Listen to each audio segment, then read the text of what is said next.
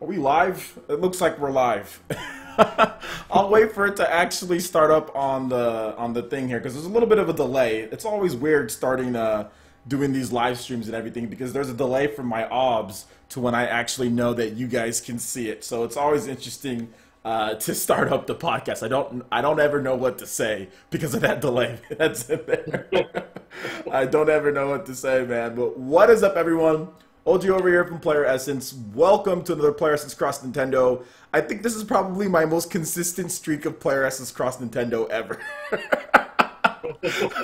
I usually never do these. Like, I think we've done it like 3 times. I've done it like 3 weeks in a row now or something like that. This is my most consistent streak back, like before I had like my old channel. Like my old channel, I used to do it every single week. It was always consistent because that's pretty much the only reason why people watched me back then was because of PlayerEssence Cross Nintendo. Now people watch me for all sorts of other things outside of this show. But I'm very happy to be able to be bringing this show to you guys pretty much every single week. Things have turned around quite a bit on the channel. If you've heard me talk about on Twitter, things have been going a lot better for the channel.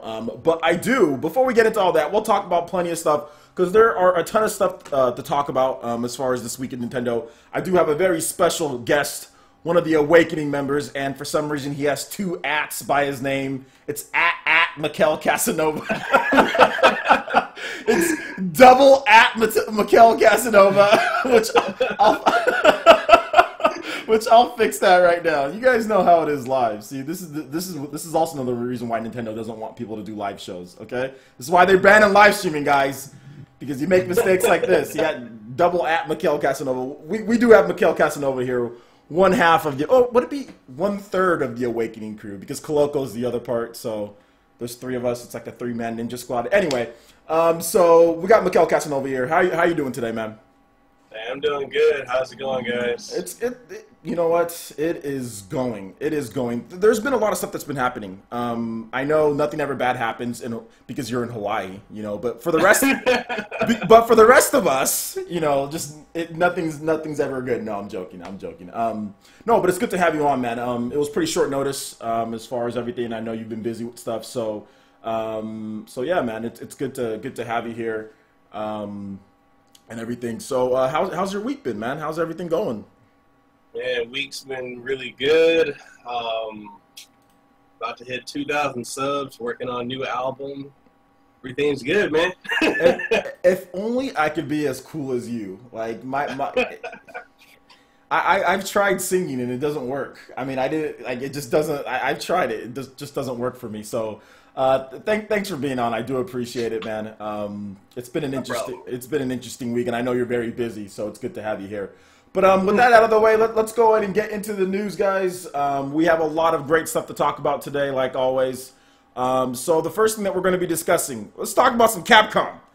And I'm upset that Coloco's not here to talk about this because we all know Andy. We all know Capcom is like his favorite company in the world, But before we get into that, I do want to say some shout-outs to people in the chat.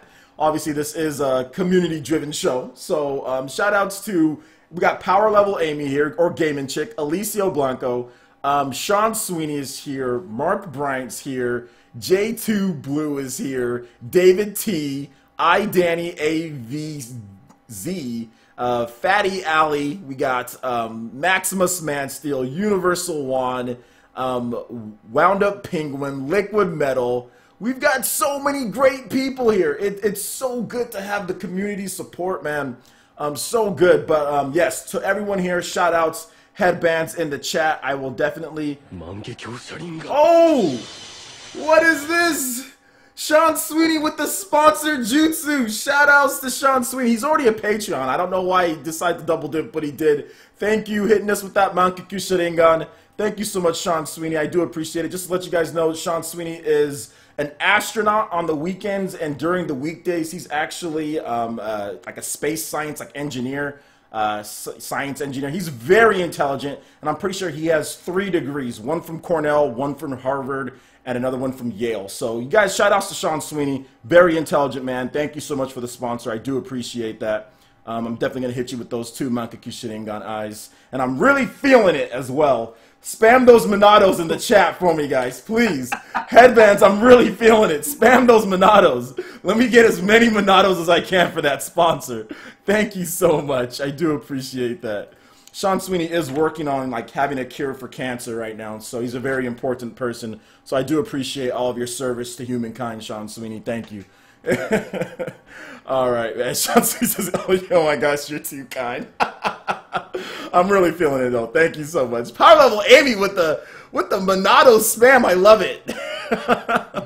But let's talk about some Capcom, Mikhail, because I know Capcom is one of your favorite companies too, right? Yeah. Yeah.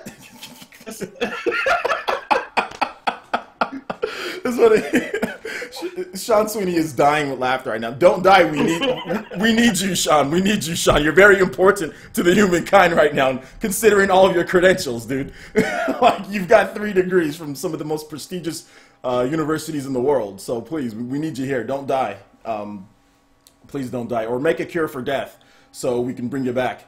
So yeah, Capcom, they talked about some stuff this week, Mikhail. It seemed like this week, Mikhail, it seemed like it was the reckoning for Japanese third-party companies. It's like they all had their apology suits on, like, oh, the Switch is gonna sell well. Oh, let's make games, let's make new games for it. Let's make more than what we're doing. So Capcom came out and said that they have Ace Attorney for the Nintendo Switch and more. Yeah. Ace Attorney, that's a big one. That's a really big one because Ace Attorney has like this crazy cult like fan base out there that just buy every time that you see an Ace Attorney game, they'll talk about it so much. They will buy it and everything. So it's really cool to see them talk about Ace Attorney. But not only Ace Attorney, Mikhail, but there's also going to be other Capcom games. So are you an Ace Attorney fan at all? Not really. I never really got into it. Objection! Objection! I'm sorry. Versus Capcom 3 count. I'm sorry. That was really rude. Go ahead. Go ahead and finish. I mean, really? So you're not an Ace Attorney fan, though? No, not really. Not really. Okay. So what other games, because they did say that Ace Attorney is coming, that's probably going to help switch out, especially in Japan. That always helps move systems.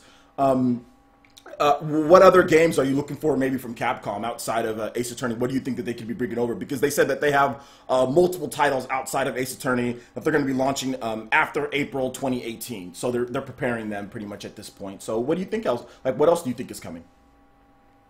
Hopefully we got Mega Man Legends 3 so we can get them off the moon. See, look, I asked you, what do you think realistically is coming? Not your fantasy, not what you dreamt about last night. I mean, like, realistically, like, what do you think is coming? Like, what do you possibly think they could do?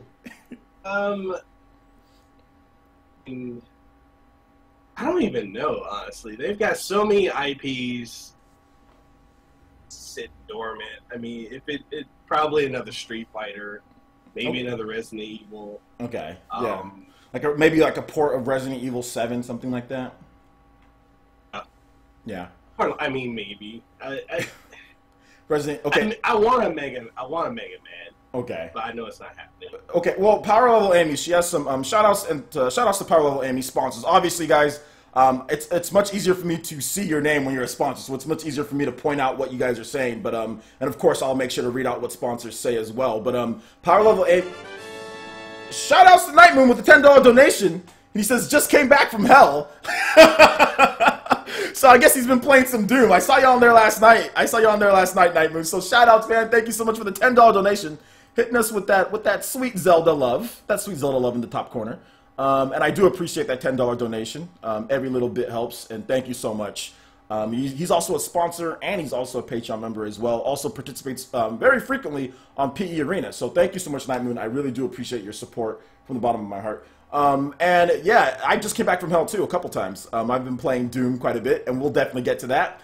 But as far as what Power Level Amy was saying, she said that Resident Evil HD Remastered Edition, she talked about Okami HD, what they're talking about. And yeah, those all seem like very much like like stuff that could happen, you know. And I'm definitely really feeling it too. Let me spam that Monado real. I'm feeling that $10 donation. Thank you, Night Moon. But yeah, I think those games could come too. I mean, I think the Disney Afternoon Collection, this is what I think it's really going to be. It's going to be Disney Afternoon Collection. It's going to be Mega Man, the collection that they did, Mega Man Legends Collection. It's going to be Okami, and it's going to be some form of Resident Evil. It's going to be a new Resident Evil, so Resident Evil 2 remake, and it's going to be Resident Evil 7. That's what I think that we're going to see, or Resident Evil 5 and 6, maybe a collection. It's going to be Resident Evil 4, 5, and 6 in a collection. Or like just like the Resident Evil, because they did that recently, didn't they? They did not a collection, but they did Resident Evil. They released Resident Evil 4, Resident Evil 5, and Resident Evil 6, all physical on the PS4 and Xbox One. So I think that it's probably going to be something like that. But I think it's going to be a collection. I think they're going to sweeten the deal like they did with Resident Evil Revelations, because the Resident Evil Revelations collection is exclusive to the Switch. There's no other bundle like that. PS4 and Xbox One just have a separate thing. So I think that they're probably going to bundle, maybe not Resident Evil 4, maybe it's Resident Evil 5 and Resident Evil 6, or it's Resident Evil, I don't know if they'll do Resident Evil 4, 5, and 6. That might be too much. That's like 90 gigabytes or something like that. It's going to be some type of big file size, but I definitely think there's going to be some type of collection that they're going to do, and maybe Resident Evil 7 as well. So those are my thoughts. That's just what I generally think. But I mean, obviously it's about time. Like Capcom, we all knew, I mean, I knew this was going to happen. Obviously we had YouTubers, we had people say that Capcom has moved on. We had people saying that Capcom is not coming back. Excuse me. Shout outs to Master Aqua with the $10 donation saying I forgot to pay my Ninja bill. Is that why you forgot to mention my name in the beginning? No, I just didn't see it. Shout outs to Master Aqua. Also, he's the one who supported the Sonic, what was it? Sonic Forces Let's Play that I've been doing on there, which I'll definitely get back to you guys. So shout outs to Master Aqua. He's a very good, it says Mark Aqua on my, why does it say Mark? I'm pretty sure it's Master Aqua. But anyway, it says Mark Aqua on my little recent events tab. So thank you so much for the $10 donation. I'm definitely feeling that. So please spam the Monados in the chat for Master Aqua. Thank you so much. I do appreciate that $10 donation. But yeah, that's kind of what I see Capcom kind of, you know, going on to, was just kind of like those ports, maybe a new game here or there. Obviously, Ace Attorney is going to be a new game, but it could be an old Ace Attorney game. It could be a collection. I mean, who knows what they're going to do. But I mean, I want to hear what you guys are saying, so I'm going to read off a couple comments here. Maximus Mansteel. Shout outs to the sponsor, Headbands, for that ninja there. Please give him a couple hand signs for me. Headbands as well. He says it's going to be a lots of ports. Yeah. I do appreciate. Yeah, I do think it's gonna be lots of ports. And also shout outs to Mark Bryant as well for the $10 donation. Thank you so much. He says this is one hell HELL capital of a live stream. Hi to Mikkel. There is somebody like literally BMXing outside. Hi to Mikkel. Got to kick his butt in Doom still. Oh, he's calling you out. He's calling it out, Mikkel. He's got you gotta get the business, in Doom. Have you got the... We'll talk about Doom in a bit, guys. Trust me. We'll definitely get to Doom. And also shout outs to oh gosh, I don't want to say this name. Was it Osama Laban? Osama Laban? And I probably butchered that name. And Larry Villa, also for the subscriptions. Thank you guys so much, homies. Do appreciate that. And also, Mark, thank you so much. Mark does so much on the channel. Really helps out. Been a big help, you know, since I really started getting things going. So thank you so much for the $10 donation, Mark. All of us Ninja here do appreciate it. Hand signs for you. And also, I'm really feeling that as well. I'm definitely getting some Monados there for you in the chat. Really feeling that. So, shout outs to BR Shinobu as well, representing the sponsors with the headbands. Do appreciate that. Alicio Blanco says new Monster Hunter. I've been on the, you know, I've been saying that I think that they're going to do a new Monster Hunter. I think Mikkel, you also said you also think that too, or what do you think on Monster Hunter? I think there's a possibility because they've made too much money with Nintendo with their Monster Hunter franchise. Yeah. Yeah, I definitely think so. It's one of those things where I just don't think, like, especially after the sales of Monster Hunter, you know, Double Cross, which is another remaster of, like, a game that they've already remastered you know, multiple times. Like, and I'll get to that subscription in just a bit. But it's like another remaster of another like remaster. You know what I'm saying? Like another port where they add content. You know, in the game they said recently it sold over 300,000 copies in Japan alone. You know, or they've shipped 300,000 copies, which they'll probably sell through. It's selling steadily. They're getting big return on investment. It's just a 1080p port. It's just I mean, with a little bit of reworking, but not really. It's just up-resed. You know, it's just a 1080p port of the 3DS game. And they lock the frame rate at 30 frames per second, so it's stabilized right there at 30. So yeah, man. I mean, it's just one of those things where I just don't see them giving up that base of Japanese consumers who want to play mobile Monster Hunter. I mean, no matter what you want to say about PlayStation 4 and Monster Hunter and its sales, yes, it's probably going to sell well, but you're not going to sell as much in Japan as you would want to sell because Japan wants mobile versions. We saw this with Dragon Quest, guys. We saw this with Dragon Quest in Japan. We've seen this with various other games. Just the PS4 and just console gaming just isn't as popular. And Monster Hunter sells a lot more in Japan than it does in the West. I mean, that's always how it's been. So yeah, I expect Monster Hunter to do well on PS4 and not Xbox One, but I expect it to do well on PS4 and PC. Well enough, but I do expect them to, not Monster Hunter World, but a new Monster Hunter game. So we'll see what happens with Capcom. I'm personally hoping for Resident Evil 2 Remake. That's the game that I really want to see on the Switch. I think Resident Evil 2 Remake. Yeah, I really want to see that on the Switch. Just be able to play that. Like, portable Resident Evil is great. Like, I remember playing Resident Evil Revelations on the 3DS, and that was amazing.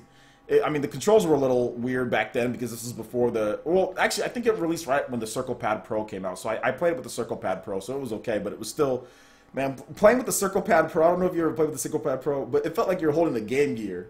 Like, it felt like, it's like, I'm ready to play.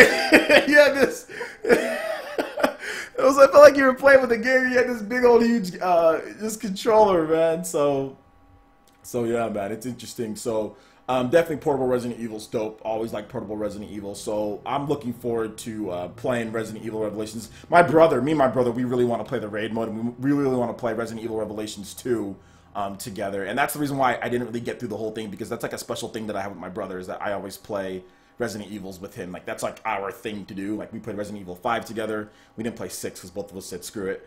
But like, both of us said we ain't playing that game together with each other because that game sucks. But that's like a special thing that I have with my brothers. Like, we like to play Resident Evil games together, like the co-op ones. So, I mean, we even played the light gun game. I don't know. You remember Resident Evil, the light gun game? The ones on the Wii? Not those ones, but the one on the PS2. There was one. Yeah.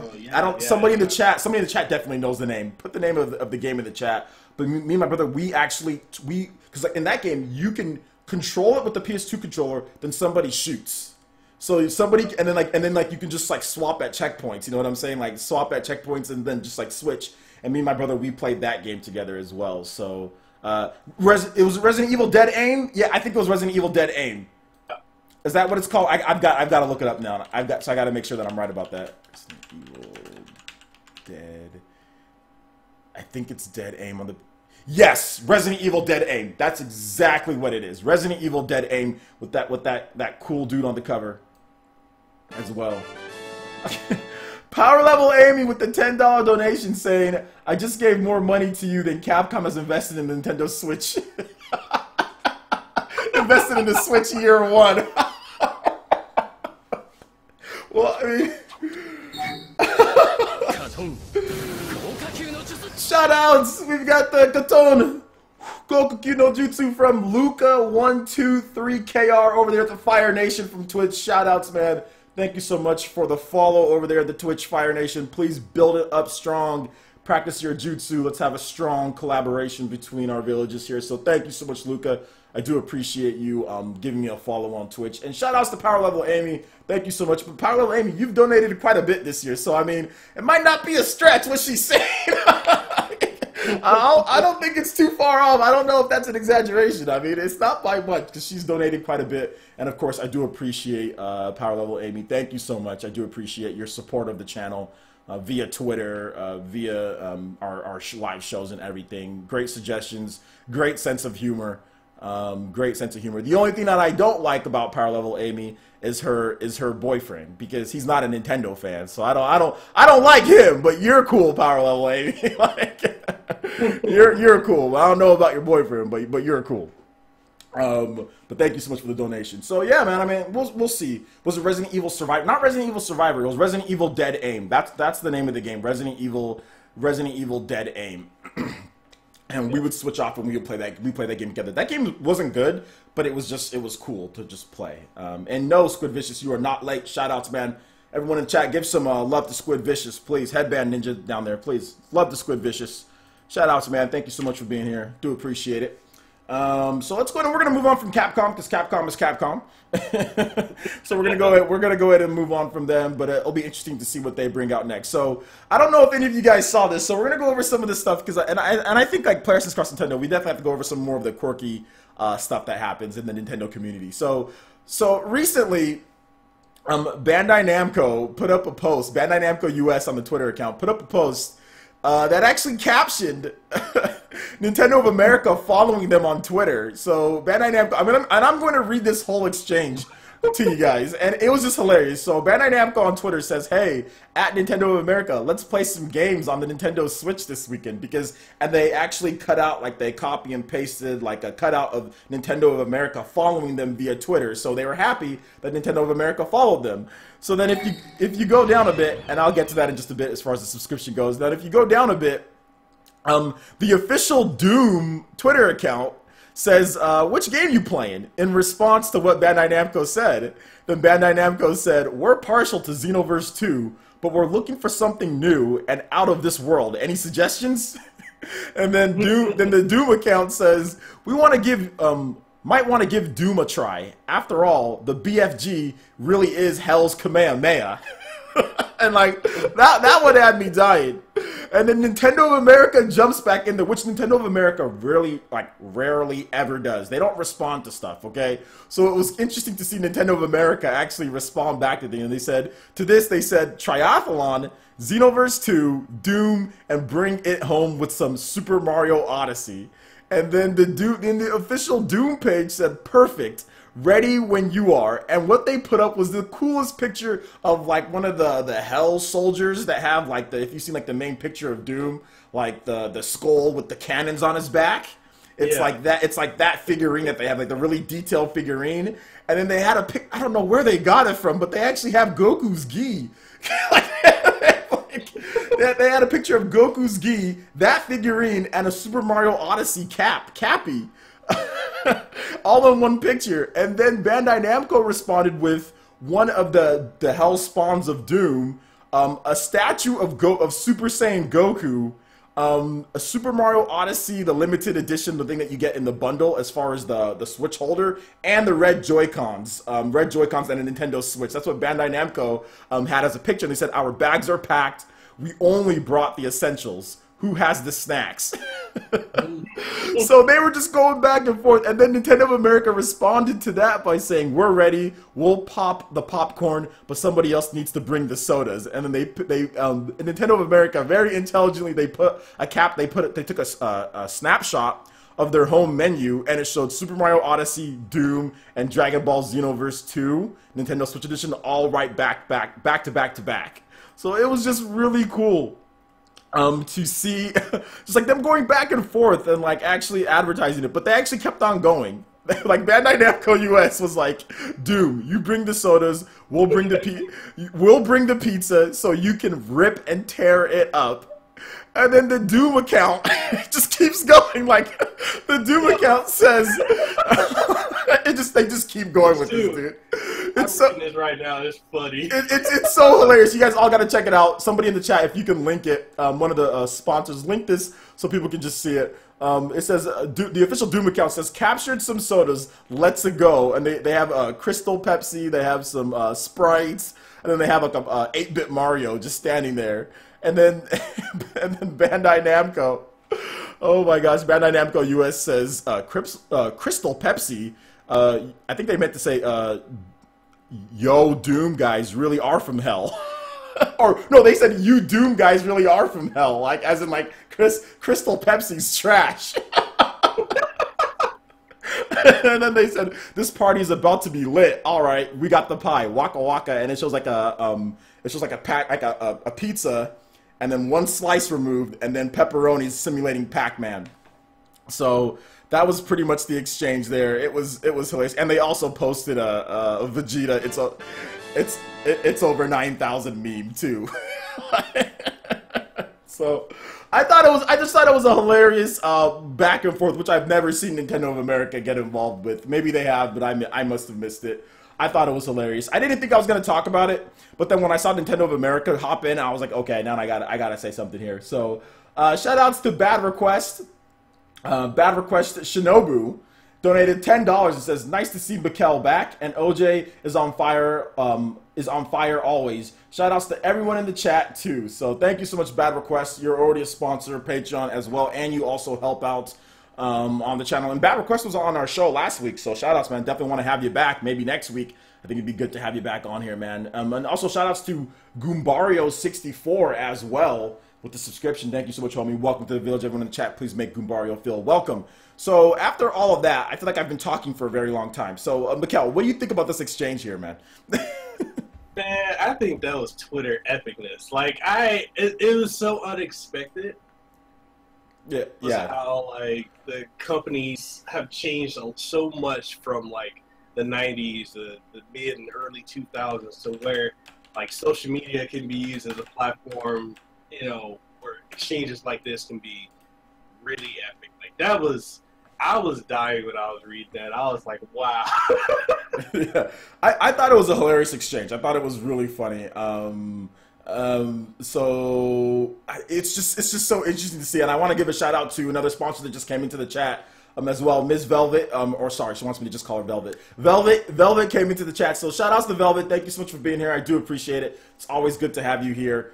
And she says, OJ is life, OJ is the future of news. Yo, shout out to the future of news. I hope so one of these days, definitely looking to grow, and you guys are helping me. Every single one of you guys are helping me, and I'll talk about that in a little bit, because YouTube has been doing some funky things with my algorithm, you know, like they're like slowly pulling me out of the crumb side algorithm. They're like, we don't quite trust you, but we trust you a little bit to advertise you a little bit more so you can get more subs. So I do appreciate that, YouTube. Thank you. I just got to keep on pulling myself out from the crumb side, and hopefully, you know, I'll be fully out by next year, and I can enjoy the type of growth that other people who started their channels post Wii U are enjoying. But yeah, awesome. Thank you so much, Velvet. I do appreciate you being here. So let's go and we're gonna move into this whole thing, and we'll talk about the whole Doom tech analysis and more like tech Toby analysis, more like it. We'll talk about that.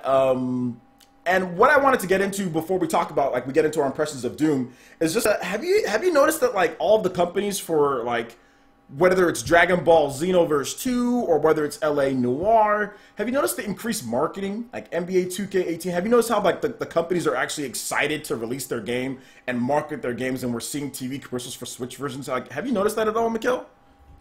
Yeah, definitely, and it's such a 360 from what it was on the Wii U. Like, I'm excited for this. It's like the companies are getting the Switch. They want to put their games on it. I think it's more than just, oh, we can make a lot of money on the Switch. I think it's just something new and exciting, and I feel like everybody's been waiting for that next new thing to have, and I think that's exactly what the Nintendo Switch is. It's the next big thing. Mm-hmm. Mm-hmm.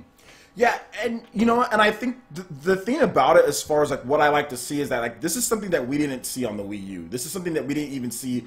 I mean, on the 3DS we saw it because the 3DS enjoyed success, but to me it seems like they're more excited about actually developing on the Nintendo Switch. They're more excited about marketing, and the Nintendo Switch is finally getting the same marketing. It's finally getting the same praise and the same consideration that PS4 and Xbox One games get when it comes to just advertising the game. Now, we are getting those games, or these games, out of the same window, so it's going to be interesting to see once we start getting games at the same time as PS4, Xbox One, and PC, like what versions are being advertised the most and what the social media accounts do. But at this point, like, even like NBA 2K18, we do have a little bit of something to go off of, because that game came out at the same time as the other versions of the game, and there were commercials for the Switch version. Like the official NBA 2K18 account said, hey, this is on Nintendo Switch too. Like, they had separate posts. So that's what I want to see. I want to see them having the same type of respect, the same type of admiration that they have for PS4 and Xbox One as far as advertisements go.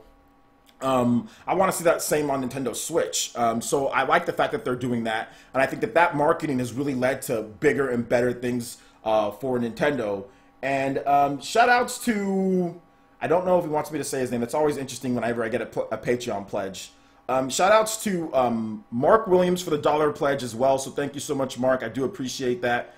And also shout outs to Mr. Banbillo. I probably said that wrong. I'm sorry about that. But he just edited his pledge as far as Patreon goes. He just went up to Tier 3 Jonin Ninja. So thank you so much, pledging $10 a month. So I do appreciate that, man. I really do. It really makes me feel good that you think that I'm worth to up the pledge there. So thank you so much. But what we're seeing is the kind of like a transformation. We're seeing something that was completely different. I'm seeing a lot more Nintendo Switch commercials. I'm seeing Switch commercials of third-party games. We're seeing stuff that Nintendo's doing with stuff like Skyrim. Just really marketing these games, and I think it's really going to have a great effect on the overall sales of the system. I mean, we saw Bomberman that actually had commercials. Third-party developers are actually making a little bit more of an effort to put out their games. Xenoverse 2, a lot of different stuff that's been done. So I think that's really cool. The official Doom account has been going insane with like Nintendo Switch posts. Like, has been going absolutely insane. Like, they have contests, they're having all sorts of stuff. They're saying, hey, show us your Doom, like your physical Doom copies. It's so cool, man. It's so cool to actually see. It's so cool to actually see that. And yes, shout outs, man. If we can get 100 likes on the video, guys, that would be really awesome. If we can get 100 likes on this video, actually, let's shoot for 200 likes, man. Let's shoot for more that are even here. Let's shoot for 200 likes on this video. That would be great. Maybe I can do a giveaway as well. Let's try to at least get 150 likes, guys. At least get 150. So thank you so much, Mark. I do appreciate you letting people know about that. So hit that like button if you can, man. Really does help out the channel. But yeah, man, what do you think? And I know we talked about this, but going forward, how do you feel that like third-party developers are going to advertise the Switch versions alongside the PS4 and Xbox One? Do you feel it's going to be equal? Do you feel it's going to be kind of like, how do you think it's going to shake out, man? I think it's going to be equal, but probably edging out more so towards the Switch, like, because that's the thing that everybody is talking about. Like, you've got celebrities, you got sports athletes talking about the Switch. Almost the entire WWE wrestling roster has the Switch. Like, that's what everyone wants to know is this game coming to the Switch? I mean, unless you're EA. EA's like, Switch? No. No, nothing on Switch. But yeah. But yeah, man, I mean, that's the thing, like, I think that EA is going to end up regretting because they're missing out. The problem with EA and the problem with their statements is that, yes, they don't need Nintendo. I mean, I think that's very clear, right? Like, and I don't think a lot of these companies probably don't need Nintendo, but a lot of these companies they want to help Nintendo because they feel that Nintendo fans will buy their stuff. I mean, Bethesda, it makes sense. It makes absolute sense for Bethesda, and I'll get to that in just a second for the donation. Thank you, Brad. But it makes sense for a lot of these companies to be jumping in. Bandai Namco, these Japanese companies, Bethesda. Nintendo fans have always liked Bethesda's games. We've just never been able to play them on Nintendo systems, except for like Where's Waldo, back in the day. But I think that you're right about it as far as like a lot of these celebrities, a lot of these people, like, is it coming to Switch? Like, a lot of people, they talk about like the tech stuff, the tech analysis, which we'll get into with Doom and everything, and people say, oh, I don't want to play this game and that. But like a lot of people, they're like, we don't care. Like, look at the size of the Switch. Look at it. It fits in one hand. You know what I'm saying? Like, you play it like this. A lot of games, even like LA Noire, you'll be able to just detach the Joy-Cons and you'll be able to just play with one hand, like lying down there, like it's so easy to play for people who travel. It's not this huge, big thing. Like, this is a PlayStation 4. Let's look at the size comparison. You need it. It's a fraction of the size, guys. So a lot of people don't understand that when you have something that's mobile, You know what I'm saying? People are willing to spend more. People are willing to invest in it. And I think that's where maybe where you're coming from, to where you're seeing like the celebrities. It's like, hey, you can take it anywhere you want, because celebrities travel. A lot of people travel a lot. And you need something that can travel. If you want a high quality game, you're not gonna be like, all right, let me grab my PlayStation 4. Let me pack up my PlayStation 4 and let me go. I mean, some people did, but this is heavy. This takes up your weight limit that you have in like an airport. You know what I'm saying?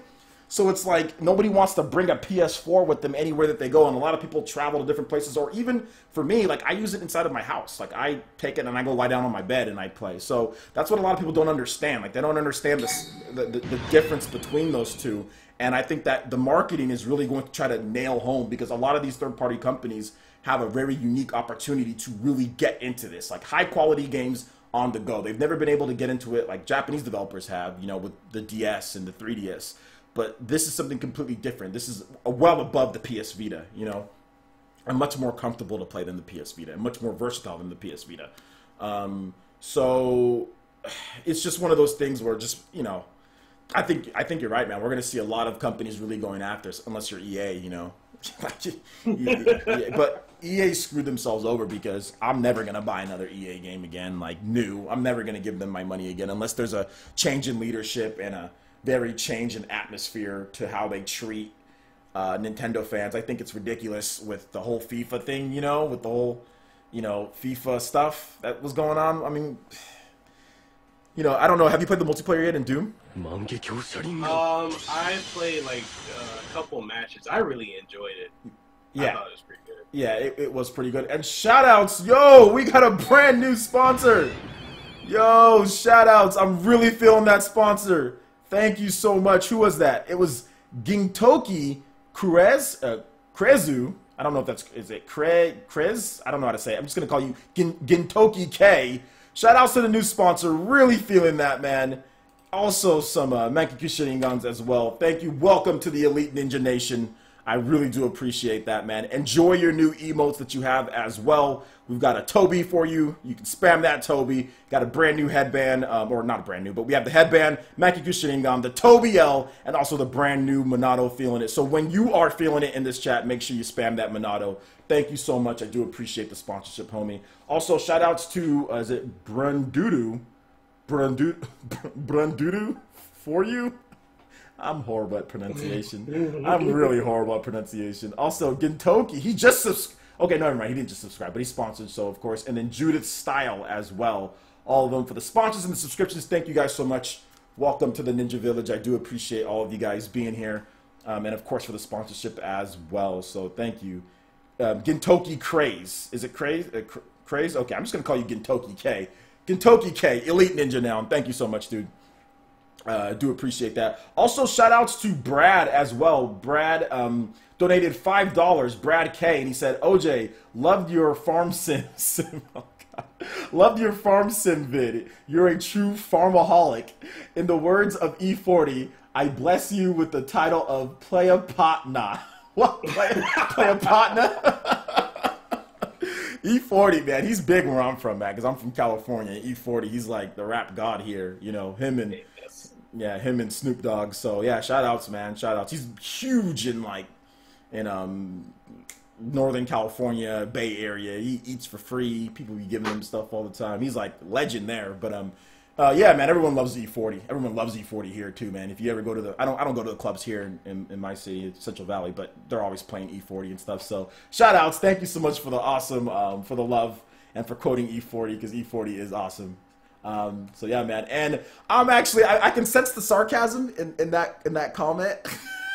I don't know if you watch my farm vid, but I'm definitely not a farm god. I am a farm, I'm a farm pup. I'm horrible. Oh, okay. Okay, Gintoki says it's pronounced cross. Okay, sorry. You don't have to apologize for it being German. German. You don't have to apologize. That's how it is, dude. So Gintoki cross. That's even better than Gintoki K.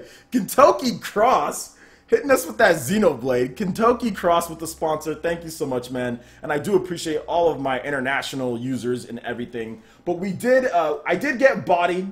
You know, I did get bodied. You guys did knock down that that health bar that you see over there in the top corner. So I am going to do a giveaway right here on the spot. Shout outs to Master Aqua for providing the code. So I'm going to give you guys some time to boot up your Steam. I am going to put a code in the chat.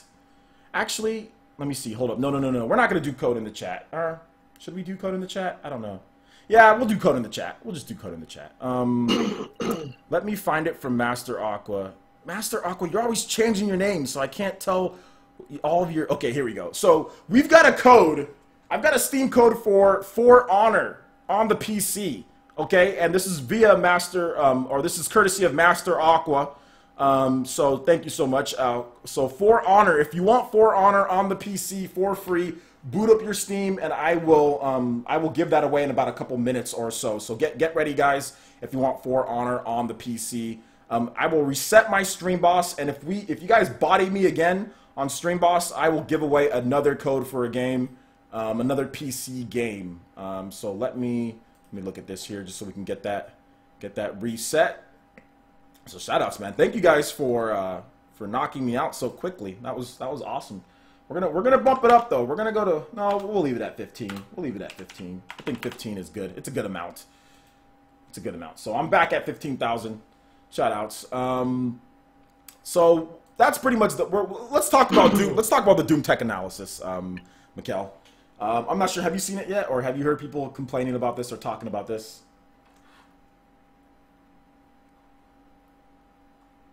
Hello? Yeah, are you still there? Yeah. Oh, have you heard about people talking about the tech analysis for Doom on the Switch? To all that hate. Yeah, people are pretty upset. Well, I don't know if people are pretty upset. Like, people are actually playing the game. I think it's just the normal trolls, the typical people, you know, all of that. So, basically, I'll kind of break down what happened. So, Digital Foundry, and Dr. Trey put up a video. I suggest you guys go watch Dr. Trey's video after you're done watching this. So, they put up a video saying that Doom is docked. I guess there's like an adaptive resolution, and it goes as low as 600p, and then and that's docked, I guess, and then handheld, it's as low as like 5 something p handheld adaptive resolution or something like that, and then like missing some lighting or some type of technical stuff, and then some frame rate dips every now and then whenever there's like a ton of enemies on screen, but it's 30 frames per second. So people in the chat were just obviously in the comment section were like, oh, this is horrible, unplayable, blah, blah, blah. This is trash. Well, why would anybody buy this version of the game? Blah, blah, blah. Even people who are so-called, you know, they say that they're Nintendo fans, they want third-party support, but they're over here trashing a good third-party game on the Switch. You know what I'm saying? But you want third-party support as if it's going to get any better, than what they already just did. You know what I'm saying? Like, they're doing as much as they can. Obviously, they probably could have... I mean, if they had more time, they probably could have optimized it more to be a native 720p, you know, maybe even 900p, you know, docked. If they probably had more time, they just probably didn't have enough time. They don't have a big enough team, you know, in order for them to get it done. But whatever, it is what it is. But people were so upset and everything like that, and I'm looking at it like, wait, let me just take a step back. Like, if you were like people who bought the game, if you were fine with it before, why do you need a tech analysis for you to be like now you're not okay with it? You were fine with it before. You're like, oh, that's great, I'm going to play it. But why are you upset now? And that's the whole thing I don't understand. It's like the game is still fun. The game is on a small portable. Like, nobody's expecting it to be performed like this. And that's why I have my PlayStation 4 here. Like, look at the two sides of these things, guys. Like, how do you expect it with a small Tegra chip to perform the same? And I'm not sure why people thought it was going to be able to perform at the same level of a PS4 or Xbox One. So... I mean, I know you have the game as well. I think, didn't you play the game on PC or PS4 or something like that too, Mikkel? Yeah, I have it on PC, and it's like, for me, I don't understand, like, it's still fun. Like, that's the thing I feel like a lot of people don't understand is, like, are you really going to take your PS4, your PC, your Xbox One with you anywhere you go? Are you going to take it to the bathroom? Are you going to take it on a plane? No. You got the Switch. Yeah, it's 30 frames per second. Okay, you can still enjoy the game regardless of whether it's 30 or 60. I feel like a lot of people just get caught up on those two numbers. And a lot of people don't. They truly, like, experienced it themselves. I don't think a lot of people fully understand how big of it? Like, that's not a massive difference in performance. Like, for them to be able to get this on the Switch was truly remarkable. Because nobody thought it could do that. The thing, and exactly, and the thing that I don't like particularly is the fact that it's like, we're getting the games. People complained and cried about not getting third-party games on the Wii U. You had people complain and cry about not getting third-party games. We've got a game. The Switch has a unique hook to where you could take it anywhere. Obviously, it's not going to perform as much. Why are people so down on simply another version of a game? Would you guys rather this game not be here? Some of the people that are complaining, would you rather it not be here at all? Would you not want a version of Doom that you can take everywhere you want? Because the PS4, Xbox One, and PC versions aren't disappearing. You know what I'm saying? Like, that's the thing I don't understand. It's just another version of Doom. Like the GBA had Doom. You know what I'm saying? Like the GBA had Doom, and it didn't perform as well as like the PC version or whatever the case is. You know, it wasn't as good. But it's still just another game to play. Like, and if you want third-party support, this is how it's going to be on the Switch. Obviously, it's not going to perform, but you can't take your PS4, Xbox One, or whatever. Now, if Nintendo made a normal home console and you had this performance, I can see the complaints, right? Yeah. Like, I can see the complaints. If the Switch was a PS4 clone, and let's just say it was just the same power, but it was just a home console, then I see the complaints. It's okay, well, you've got a big home console. Why does it not perform like these other ones? But you can't sit here and tell me that portability doesn't have any factor into it. It's not even trying to say, oh, it's okay for 30 frames per second or anything like that. I mean, obviously, if that means enough to you, then yeah, then don't buy it. Like, nobody's forcing you to buy the game. All I'm saying is that for people like me, to be honest, I don't want to play with the PS4 and Xbox One community.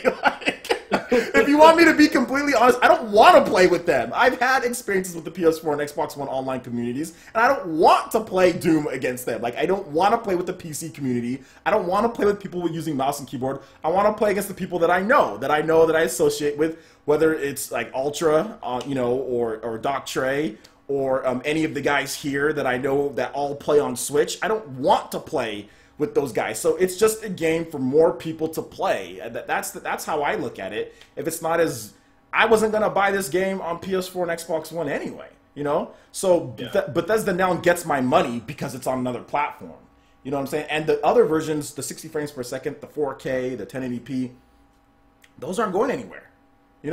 Like, they're still there. Like, you can still play them. I mean, everyone's talking about, oh, it sucks on Switch. You guys abandoned Doom a long time ago. Nobody's playing the multiplayer on those systems. Like, the multiplayer is a ghost town on those systems. Nobody's playing that anymore. So I don't really understand the complaints. That's why I don't really understand. The other thing I've been hearing people saying, oh, you shouldn't buy it because it's $20 on PS4 and Xbox, or $16, and why would you pay full price for it? And it's a year-old port. I'm like, no one's making you buy it. Exactly. I mean, like I said, maybe they would be correct. And it's funny because some of these people bought the game for $60 themselves. Like some of these people that are complaining, well, why would you buy it? It's cheaper on the PS4. And I remember I asked one person, I was like, well, how much did you pay for the game full price? And he said, yeah, I paid for it, but still, it's cheaper now. I'm like, then you're an idiot and a hypocrite. You just said, oh, why would you? It's cheaper on the PS4, but you yourself, knowing that PS4 games get discounted really quickly, Doom was discounted a couple months after it launched. It was discounted to like $40. Then it became even cheaper later on. You yourself bought it for $60, and then you're telling someone else not to buy it for $60? That's stupid. Like the whole complaint about that is so dumb. And on top of that, the PS4 version, can you take it anywhere that you want? Now, like I said, if the PS4 could magically transform into a handheld, and you can take it anywhere you want, then they have a legitimate complaint, right? Maybe it's okay, well, you've got two versions of the game. You got a game that performs in 1080p 60 frames per second, and you can take it anywhere you want. Why would you buy the Switch version? Okay, right? I get that. But you can't take the PS4 or Xbox One version anywhere you want. Like, why do people try to act like portability isn't a factor into things when portable systems regularly outsell home consoles? Like, regularly. Like, Nintendo's portable systems regularly outsell a lot of home consoles. Like, the 3DS is probably going to it's probably, by the end of the day, it's probably going to outsell PS3 and 360. You know what I'm saying? Because there's still a lot of life left. That system still hasn't went on a fire sale yet. You know what I'm saying? Like, once it goes on a fire sale for like $99 each or something like that for like a new Nintendo 3DS, or like $70-something like 3 or 4 years from now, Nintendo will clear out the rest of their inventory and probably top probably 90 million. In my opinion, I think they're going to have way more once they go fire sale on these things. So I don't understand why people act like portability isn't a big factor into things anymore. And I'll get to you guys' comments in just a bit. I don't understand that. I don't get it at all. It doesn't make sense to me. Like, how are we going to downplay the fact that playing portably for since when did the original Game Boy came out? 1989. 89. People have been wanting a console experience portably, and when we finally get it, full on in HD, portability is not a factor. Come on, get out of here. Yeah, and that's the thing. Like I said, if the PS4 and Xbox One and PC could do portability like the Switch, yeah, then I'd say like the Switch port is a ripoff, right? It's and yes, like I understand, like the frame rate does drop sometimes. Yes, it does drop, but that does not make it unplayable. That does not make it not worth buying. The frame rate drops on like the Xbox One X for Halo. You know what I'm saying? Like Halo 5, there's frame rate drops on that from 60 frames. It drops a couple times, and that's the Xbox One X. This is not an Xbox One X, and it doesn't have 100 gigabyte patches. You know what I'm saying? Like, and it's not $500. You know what I'm saying? So, I mean, like, there's frame rate drops on lots of different games. There's frame rate drops on games that are on PS4 and Xbox One and run at 30 frames per second. There's frame rate drops on lots of stuff, guys. This is not a new thing. Like, the thing about it is, like, PS4 and Xbox One, they don't run every game perfectly. You know what I'm saying? And all I'm trying to say is that it's a good port. If you don't want to buy it, then don't buy it. I don't understand the hate. That's all I'm trying to say is I don't understand the hate. I'm not hating on people who don't want to buy the game. I'm just saying, like I'm just hating on the people. Like, I'm talking about the people who want to sit here and bash it, yet they're the ones who are saying that Nintendo needs third-party support. The people who have been crying about third-party support, when we get a good game, they want to say, oh, well, don't buy that game. Don't get that game. You know what I'm saying? I was like, well, wait a minute. Like, you just said we need third-party support. We get a good third-party game, but you're telling people not to buy it.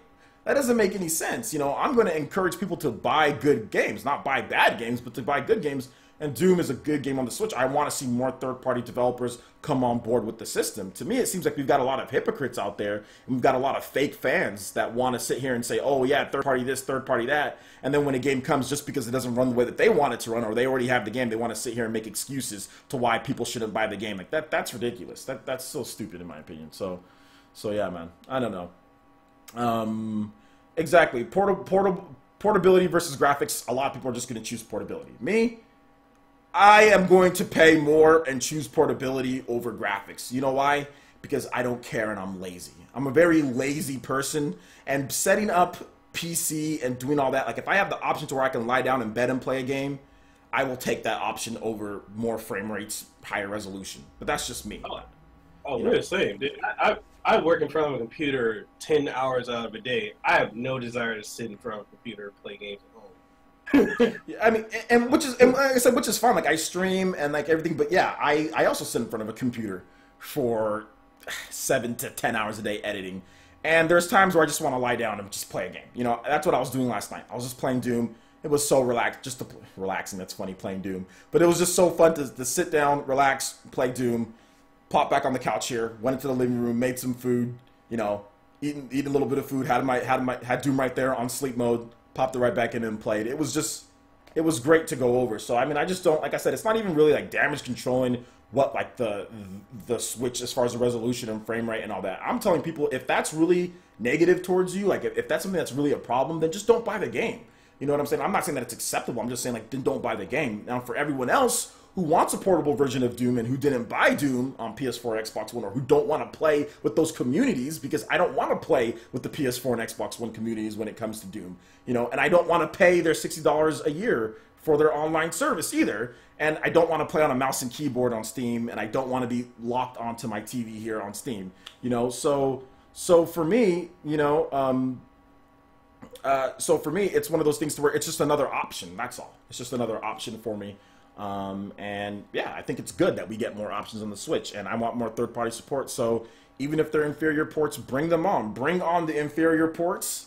Bring them on. Let us buy them. And I think companies are probably looking at these fanboys and these people out here saying like, "Shut the hell up!" Like, didn't Panic Button or somebody actually say something about these guys?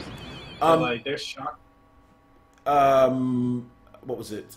Phil Spencer, the Xbox president, was like, he's like, these fanboys, these weirdos arguing about consoles and all these frames per second and all this stuff. He's like, these guys are the worst. He's like, these are the worst. These guys are weirdos. He called them weirdos. Yeah, he's publicly shamed these type of people all the time, you know. Mm. Yeah. Yeah, so I mean yeah. Anything else you want to add to that, or I mean, before we'll get to some user questions? I mean, it's just basically just hitting on the point. You it's options. We have options, and people just are not getting that, and it's sad.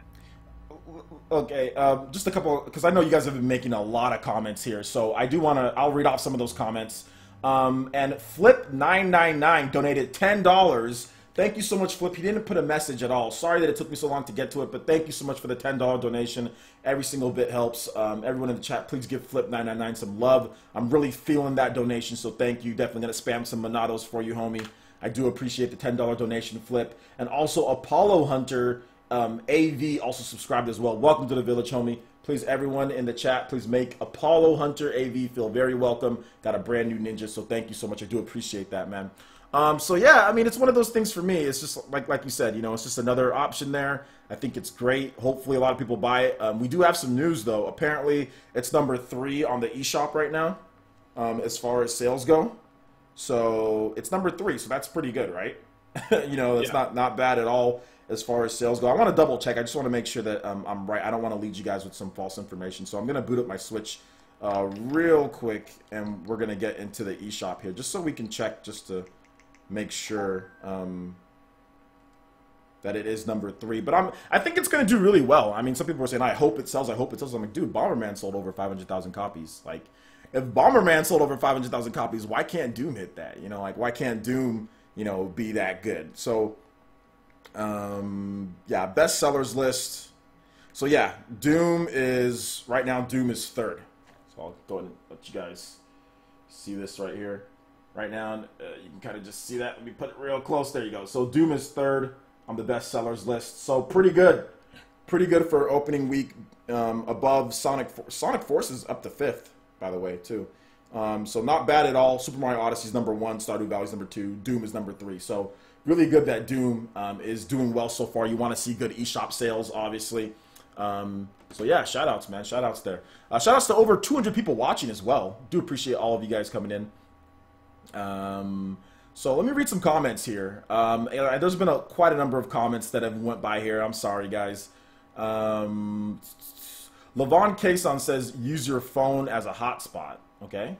And I think he said like remote play with PC, but remote play and Vita, PS Vita remote play, those are trash. Like, I mean, those are trash. I've never had a good experience doing that. I've never had a good experience with remote play. I've had bad experiences in my house with remote play. I remember when Persona 5 came out, I'm like, okay, let me buy a PS Vita. I bought an aqua blue PS Vita, and I'm like, okay, let me get my PS Vita back. Let me try it. Dude, like, I would go to my living room and lie down, and, like, it would drop. It would, like, the resolution, the streaming would drop down to, like, where it looked like 360p, dude. It wasn't even, like lower resolution. It was like literally like so fuzzy. It felt like I was watching like a video from YouTube back in like, you know what I'm saying, like 2005 or something like that. It was so fuzzy. I'm like, what's going on with the streaming here? And I have a good home network. I have a really good router. Everything's solid. Like when I do my because I have a Steam Link. When I did my Steam Link streaming, everything looked great, you know, on my Steam Link. But with PS Vita streaming, it looked horrible. It looked horrible, and on top of that, like, when I pressed the sleep button, it would completely log me out of, like, the streaming, and then whenever I want to get back into my game, I have to reconnect it. PS Vita streaming is trash compared to Switch. It's not even like a, it's not even comparable. So yeah, PS Vita streaming, and not only that, but that's another expense. Like Switch is $300, a PS4 and a PS Vita. That's that's well over. That's like $600, you know, for everything. When we talk about the memory card that you have to get with it. But yeah, it's way more. So yeah, it's not the same at all. Shout outs to JK. He says, you're super cool, OJ. Thank you. You're super cool too, JK. I do appreciate that. I'm going to go through, like I said, I scrolled up to see some of the comments here. Power Level Amy says, if Square Enix gives me Dragon Quest 11 on the PS4/Switch in the US, I'm double dipping on that too. Well, yeah, we already know Dragon Quest 11 is coming to America. I would guess it would be PS4 and Switch as well. So yeah, definitely. Yeah, people need to stop crying because it's getting old. Yeah, Carlton. Carlton. Let me do the Carlton real quick. Sorry. Sorry for that, guys. Carlton English says people need to stop crying because it's getting old. Yeah, man. Ms. Velvet Crow is accidentally banhammering people. Shout outs. It's all good, Ms. Velvet Crow. Sorry, Velvet. It's all good. What else you guys got here? Bit late. You're good, old school Lou. You are good. You are good. Okay, so guys, let's go and get into some questions here. We got about an hour. Usually we take about an hour to go through stories. That's pretty much all the stories for this week. I've reported on pretty much everything, so most of the stuff would have just been repeat information. So just check out my channel if you want to know all the best news for the week as far as Nintendo goes. Make sure you always watch my videos. You know, I don't just do one. I do multiple videos for you guys, so you stay informed on everything. So just check that out on my channel. If you guys got questions, me and Mikkel, we will answer them for the next 30 minutes or so. So let's get some questions out here. I'll answer as many as I can. So Mikkel can answer some too. So Carlton says, yeah, Vita streaming is garbage. It is. It's trash. It's trash diddly ass. Just trash diddly. It's trash. It's so bad. It's so bad. It's really bad. Okay, so Night Moon says, what is hell like? Well, it's a lot of demons, and it's pretty hot, and you probably need a suit. Probably need a suit, so yeah. PlayerEssence loves trash Sony. No. What does Mikkel have to say? What does Mikkel, what do you have to say? About Sony or which one? I think he was joking because I'm talking to him.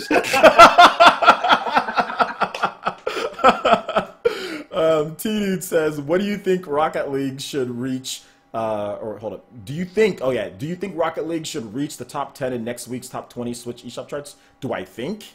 Or do I think it will? Because you said should reach. I think it will reach, and I think it's going to be like it's going to be like what's that game? It's going to be like Stardew Valley, or it's going to be like Golf Story. It's going to be one of those perennial, not even perennial, but it's going to be like one of those monthly perennials yearly. It's going to be like one of those monthly top 10 eShop games. Obviously, yeah. It's going to probably be number one. I think people are going to. It's $20 and you get everything. It's going to be just like Stardew Valley. You're going to see it at the very top for a long period of time. Like the developers of Stardew Valley, the developers of Rocket League, they make millions upon millions of dollars from people just continuously buying their indie game. There's like that's they there's no need for them to really do well for Rocket League. There's no need for them to do anything else outside of just continue to promote Rocket League. Yeah. So yeah, Rocket League is going to be up on the eShop charts pretty much. I would say for years. I think we can see it in the top 20. It might be years that it's in the top 20. So yeah. Next question comes from Challenge or Channel of Challenge. Do you think Dragon Quest Heroes on the Switch or Dragon Quest X will ever be released in the West? What do you think, Mikkel? I don't see them not releasing it. It's been a while. Dragon Quest Heroes launched at the launch of the Switch in Japan, well, the same March. I don't think we're gonna get. I don't know if we're gonna get Dragon Quest Heroes. That game is pretty rough on the Switch, unless they optimize it or make it better. It needs a big patch. It needs something to fix things up. So yeah, three big patches. Yeah, it needs some work. They can lower the resolution though. That's the thing that I don't. It's a native 1080p, which I don't understand why it's a native 1080p. Like, I don't understand why it can be 720p, you know, like, and if you want to get it stable, you can do 720p 30, or you can do 900p 60 if you try to get 900p 60, or 900p or 720p 60. You know, like, there's no need for it to be 1080p native on the Switch. So we'll see what they do. Do you think there'll be Switch on sale for Black Friday? No. All the Black Friday deals have already came up. There are no Switch Black Friday sales as far as the actual system. So no. Sean Sweeney, let's see. Sean Sweeney says, what do you think of the China market and the aspect of 30 million Switch units to be sold next year, especially since the Chinese gaming market is twice the size of NA? Okay, yeah, so basically what Sean is saying here, he's saying that, like, we had that report that there was going to be 25 to 30 million Nintendo Switches up, like, as far as the production goes. So Sean is linking that to China and saying, you know, maybe that's the reason why Nintendo's upping it, because they're going to release in the Chinese market. And I personally feel that that's not even going to be necessarily for the Chinese market. I mean, that could be part of it, but I feel that that's also for Pokemon. Pokemon could be released, or it could be shown off. Therefore, you need Switches. And on top of that, Japan still has lottery lines of thousands of people waiting. Like, Nintendo still hasn't. They haven't actually satisfied the demand in Japan yet. So that's the reason why I think it's 25 to 30 million. But yeah, you're absolutely right, dude. That could be because China's jumping into the fray here pretty soon. So yeah. You have any thoughts on that as far as China goes when it comes to the Switch, Mikkel? I think they have a better chance with China with the Switch than Sony and Microsoft does, given that, you know, China is really restrictive on the type of games that people can buy there, as a lot of games are banned. Mm-hmm. And I think Nintendo has a much higher level appeal there. Mm-hmm. Mm-hmm. Yeah, definitely. Agreed, especially with the Arena of Valor game coming, you know, from Tencent, which is the biggest game developer publisher in the world. Tencent is, they make the most money, they're the biggest in the world. So yeah, man. Also, let's see here. Trying to go through some of these questions. Is it Dezibot, the battery life with the Doom? I was playing on max settings, like max brightness, max everything, and it got me like a little bit under 3 hours, I guess. I mean, maybe, but I don't. Just the rate that it was going, it would be about 3 hours, because I played for about an hour and a half portable mode, and my battery was like at 49%, I think. So it's right about on cue as far as that goes, just depending on what your settings are at. I mean, if you lower the settings down more, then you probably squeak out a little bit more. But yeah, it seems right around like 2.5 to 3 hours, just depending on what you're gonna get. So yeah. Yeah, I got about the same battery life, and then like when I threw it in my battery case, I got more.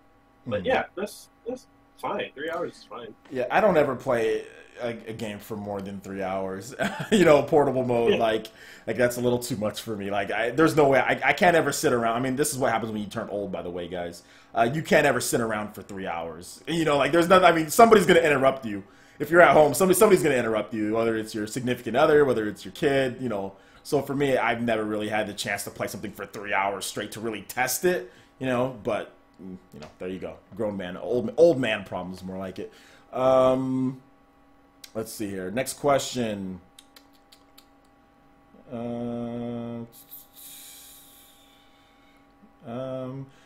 Tyson067 says, will we ever see a new EA president during the Switch era? Probably not. Because EA is doing better than ever when it comes to financials. They're getting people. They are the biggest manipulators of suckers that I've ever seen in my life. I mean, this is tinfoil.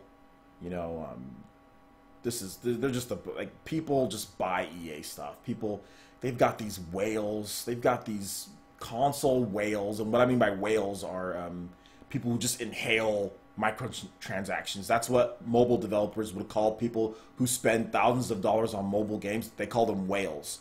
EA doesn't use that terminology, but I know that they want to use that terminology, and I bet you anything they use it like together, like in their own little circles. I bet you anything they call these people whales. You know, I guarantee you they call these people whales, because what EA does is exactly the same business structure as whales, almost the same. I mean, with their mobile games, it is the same.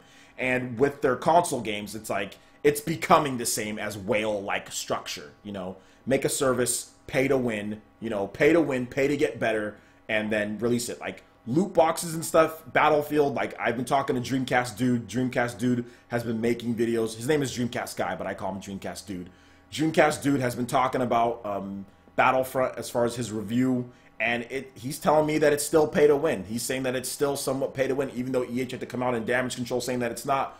No, he's saying that it still kind of is. You know, it is. I have it too, and it's purely pay to win.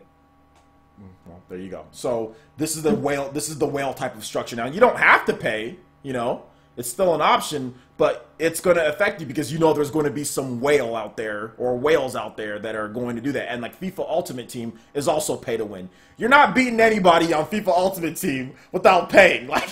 Because it's going to take you forever to get the good players. You're going to be rolling around with Riley Cooper, who's not even in the league. You're going to be rolling around with Riley Cooper and garbage players if you do Madden like without actually paying, or if you play. You're not getting Cristiano Ronaldo or whatever it is, or you're not getting all the best soccer players without paying, you know, or you have to put in a crazy amount of time. So this is what EA does. So is EA going to get a new president? No, because the current president is making them tons and tons of money. So no, I doubt they're going to get anything. They're going to stay with who they are. So yeah. Yes, I'm talking to Chad about Ultra Street Fighter 2 not being exclusive to the Switch.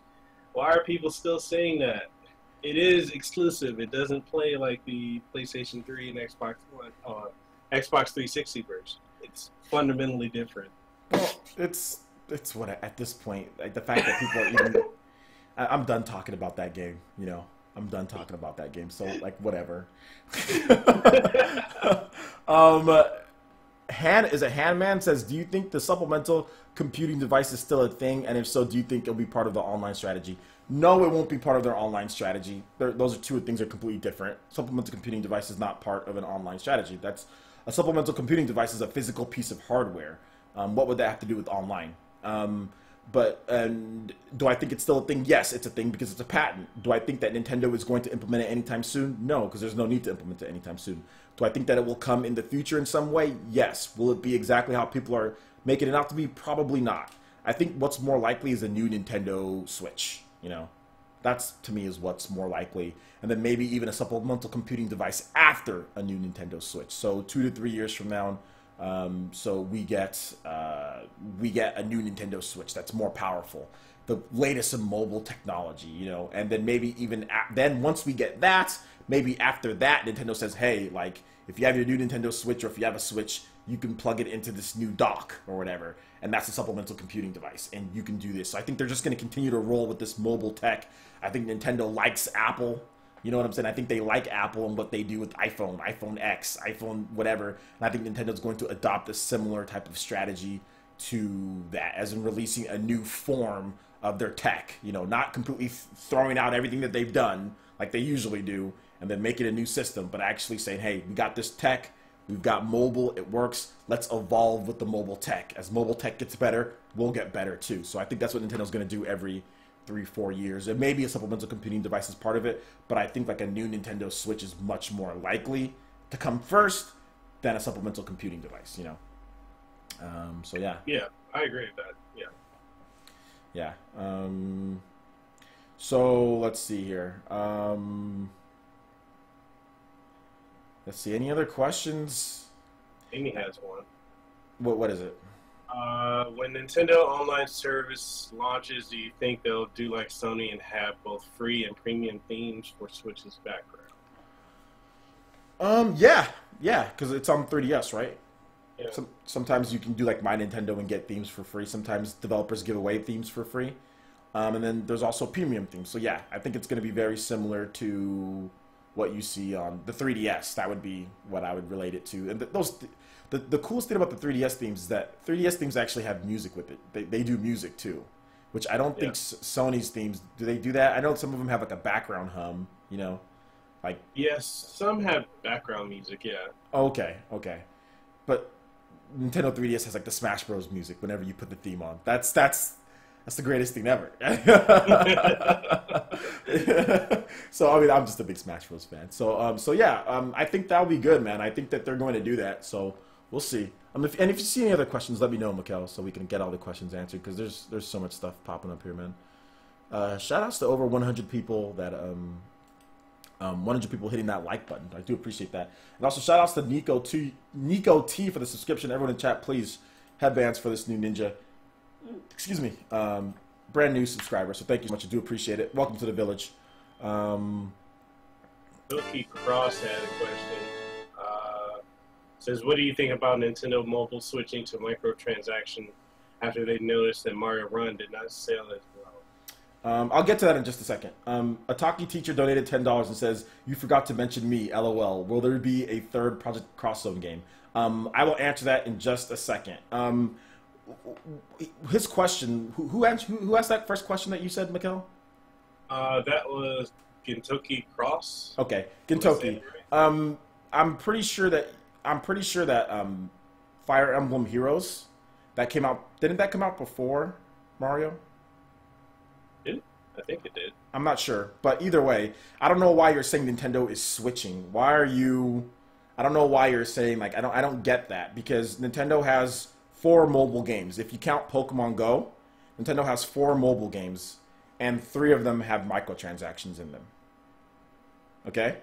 So I don't understand why you're saying, oh, Nintendo's switching when Fire Emblem has microtransactions, Pokemon Go has microtransactions, now Animal Crossing has microtransactions. The only game that doesn't have microtransactions is Mario.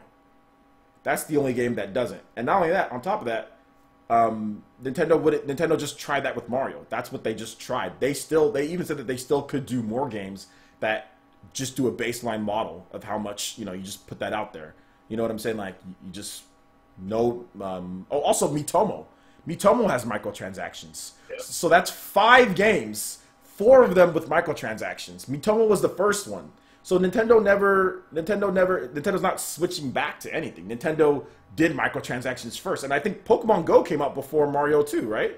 So, yep. So Nintendo did multiple games with microtransactions. And, for Mario, they just decided that we're going to do this. And Mario, maybe it's not grossed as much as Pokemon Go or Fire Emblem or anything like that, but using Animal Crossing as like, Nintendo noticed, and now they're switching back. Like they're switching back with Animal Crossing. That's not the truth, because they have already been doing microtransactions before all that. So the thing about it is that it's a free app. I don't get mad when companies mobile companies release a game and it's free and then there's microtransactions. How do you make money on the game? if you put out a game and it's free, microtransactions are going to be in there. That's something that I understand. Like, if the game is paid, you know what I'm saying, that I don't expect there to be crazy microtransactions in there. And I guess Mario doesn't have crazy microtransactions, right? The Mario on the mobile, so that's fine. You just pay for the game. There's no microtransactions. But if the game is free, I'm expecting there to be microtransactions. Otherwise, how do you make revenue? So I see Nintendo doing both. I see Nintendo doing mainly microtransaction-free mobile apps, and I also see them doing sometimes maybe a paid game, where it's like $5 or it's $10, and you get the full experience of what they're trying to do. So I see them doing both. So yeah, man. Do you have anything to add to that, Mikkel? Oh, I completely agree with you.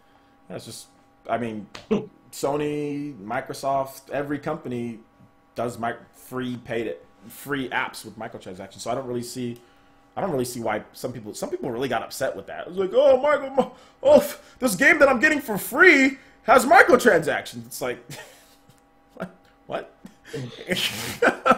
What? Then don't play. Then don't play it. Like, you didn't pay for it. Don't play it. It's free. You don't gotta play it. I can understand when people say, what was it? But actually, that's a really good question, Gintoki, that's a really good question. I do appreciate that. But I can understand, for example, Star Wars Battlefront. There's microtransactions. You paid $60 for that game. It's like, well, wait a minute. Why is there these type of pay-to-win microtransactions? I already paid $60 for the game, So I can understand that, but it's a free app. And also, Ataki, thank you so much for the $10 donation. I will answer your question right at this point. Sorry, you just donated right in the middle of when that first question went up, so I didn't want to lose my train of thought. He said, and thank you, Ataki. I do appreciate you being here. I really do. Thank you so much. You're a sponsor, Patreon. You also help out, so thank you so much. I do appreciate that. And he says, will there be a third Project Cross Zone game? I don't know if there'll be a third Project Cross Zone game because that would have to be made. I think Monolith Soft makes those Project Cross Zones games with another developer, and I just don't think Monolith Soft is going to want to have to work. I mean, you have to work with Bandai Namco, Capcom. It's like a bunch of different companies that have IPs from there. Capcom, Bandai Namco, Sega.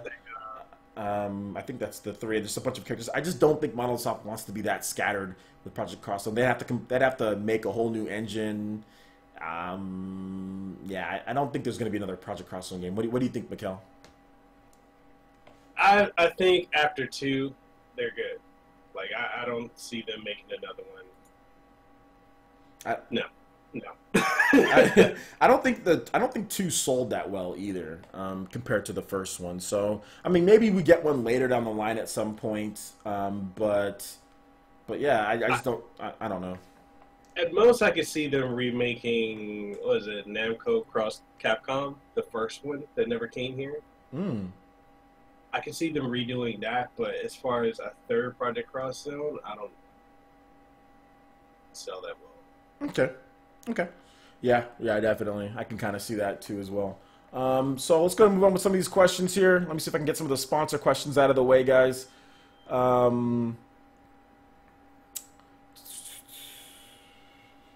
man, there's so many questions. I don't know. Can you pick out one? Can you pick out one? Yeah, can you pick out one from like a sponsor? Let's see. They'll be green. Any green or anything with the little headband right by their name. That's a sponsor. So if you can pick out, I'm trying to see if any sponsors actually had a question. So no, I don't think so. Yeah, I don't see any sponsor questions actually. Oh, hold on. I see one. Okay, Maximus Manstill. Did you see Game Explain's 50 minutes with Xenoblade 2? It's looking absolutely amazing. I saw some of it, but I don't want to watch like a gameplay video that long. I'm not going to watch 50 minutes of someone playing Xenoblade Chronicles 2.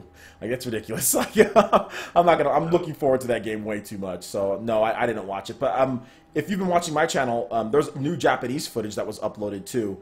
Like 7 minutes of just battle footage, and it looked great. So, yeah, I'm good. I'm not going to watch other people's like hour-long videos of all that, so yeah, but yeah. I gotta watch that much. I ought to be playing it, so no. Yeah, I'd rather be playing. I'm not gonna watch a 50-minute gameplay video of a game that I'm looking forward to playing. That much. That's way too much. Did any donations come in recently? Yeah, Ataki, I think I told you that yours was $10 donation, so I do appreciate that. I don't know how old that comment is, though. I think you're asking me to check on that. But thank you so much, Ataki. I'll thank you again. I do appreciate it. Nathan Tate 88 OJ, what are your top 5 confirmed or unconfirmed games over the next 2 years? What kind of question is that? Do you would want to see that you think can submit the Switch's legacy first party report? Yikes, dude, that is a loaded question. On my channel, just check out my I've done my top 5 like confirmed games. I've done top 5 RPGs. Look on that, but like Project Octopath, Dragon Quest, Xenoblade's on there. There's just a bunch of RPGs and stuff. Fire Emblem. But if I was to say cement Nintendo or Nintendo's Switch's legacy, I mean like a Pokemon, Fire Emblem, Yokai Watch, Monster Hunter, all of these games. What else? I think I don't know. There's so many games. We already got a Mario, Zelda, obviously. I think like Animal Crossing for people who like Animal Crossing. All of those will cement Nintendo's legacy there. I think if we get all of those, the RPGs combined with Nintendo's first party IPs. So yeah, man. Yeah.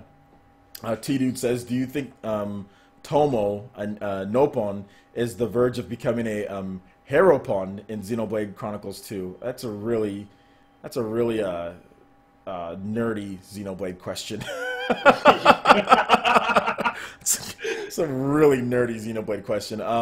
Yes, he's definitely going to become a Heropon in Xenoblade Chronicles 2. with Poppy, that artificial blade is looking pretty cool. So yeah, Heropon for all. It just reminded me, I need to beat Xenoblade Chronicles X. I have not beaten it. Don't blame me.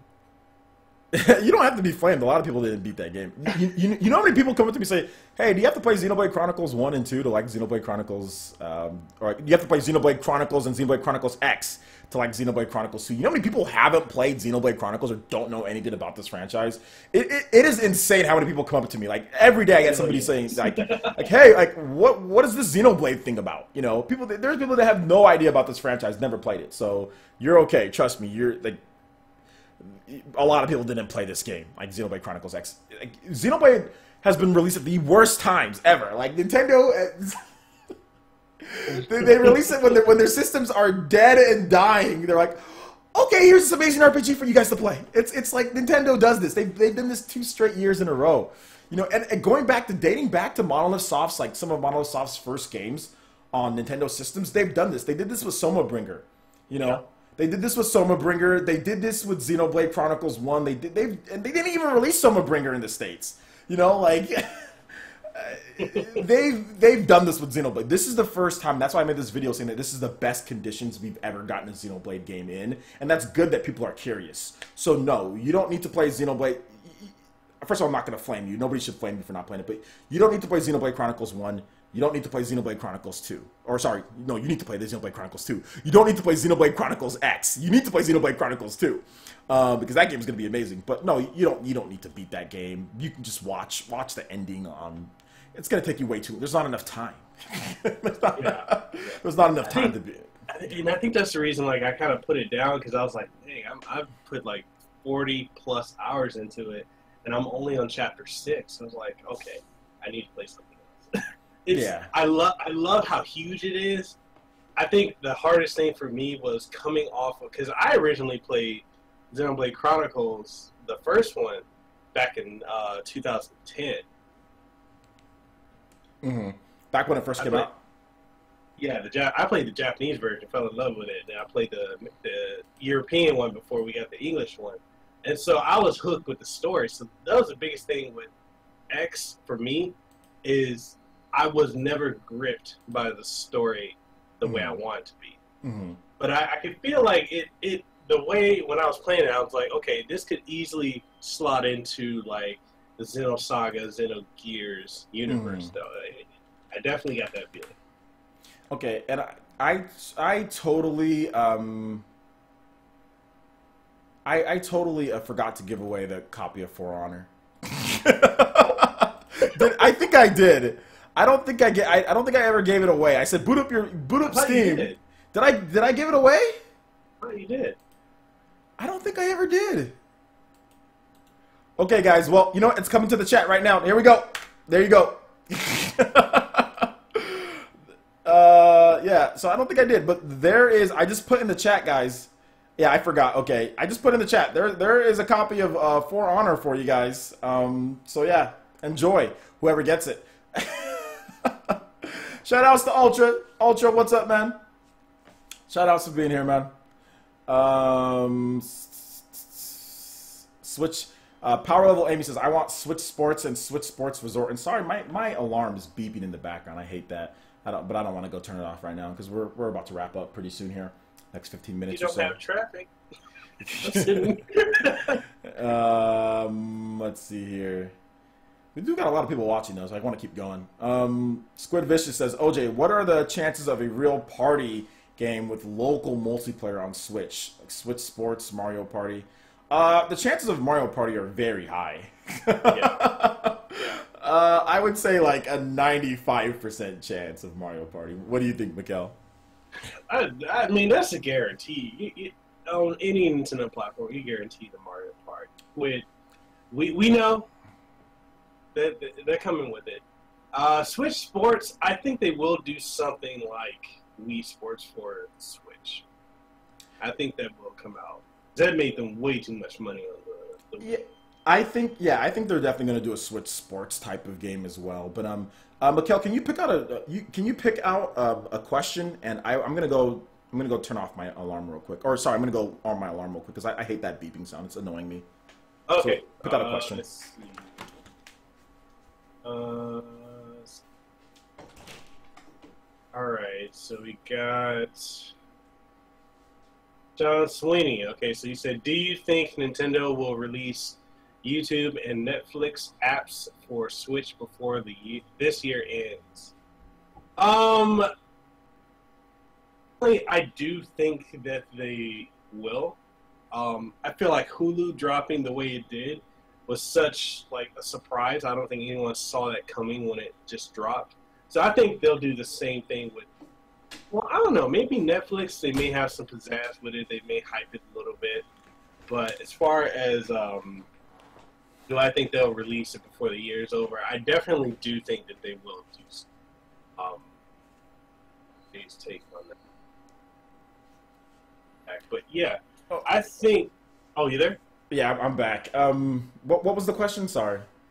Do you think Nintendo will release YouTube and Netflix apps for Switch before this year ends? What do you think? Did you say yeah? Yeah, I think it'll just release. And it'll be a surprise, kind of like Hulu, kind of just dropped. And I think with Netflix, maybe there may be some more hype around it because of Netflix just being like so brand recognized. But I do think they will release both before the year is over. Yeah, I think it'll happen. I mean, obviously we got Hulu already, so why not Netflix and all that? I'm just like, for me, I mean, it'd be great, but I mean, yeah, it'd be cool. I mean, I'm just not like, I've got Hulu and Netflix on so many different devices, But yeah, it's obviously it's great if it comes to Switch. I know everyone's not in the same boat as me. There are some people who don't have a smart TV, they don't have a smartphone,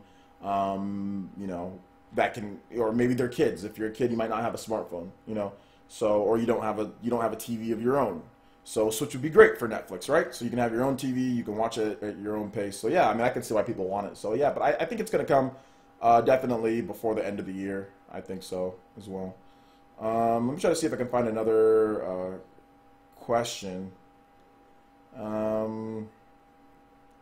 Channel of Challenge says, do you think Star Tropics Survival will ever happen on Switch?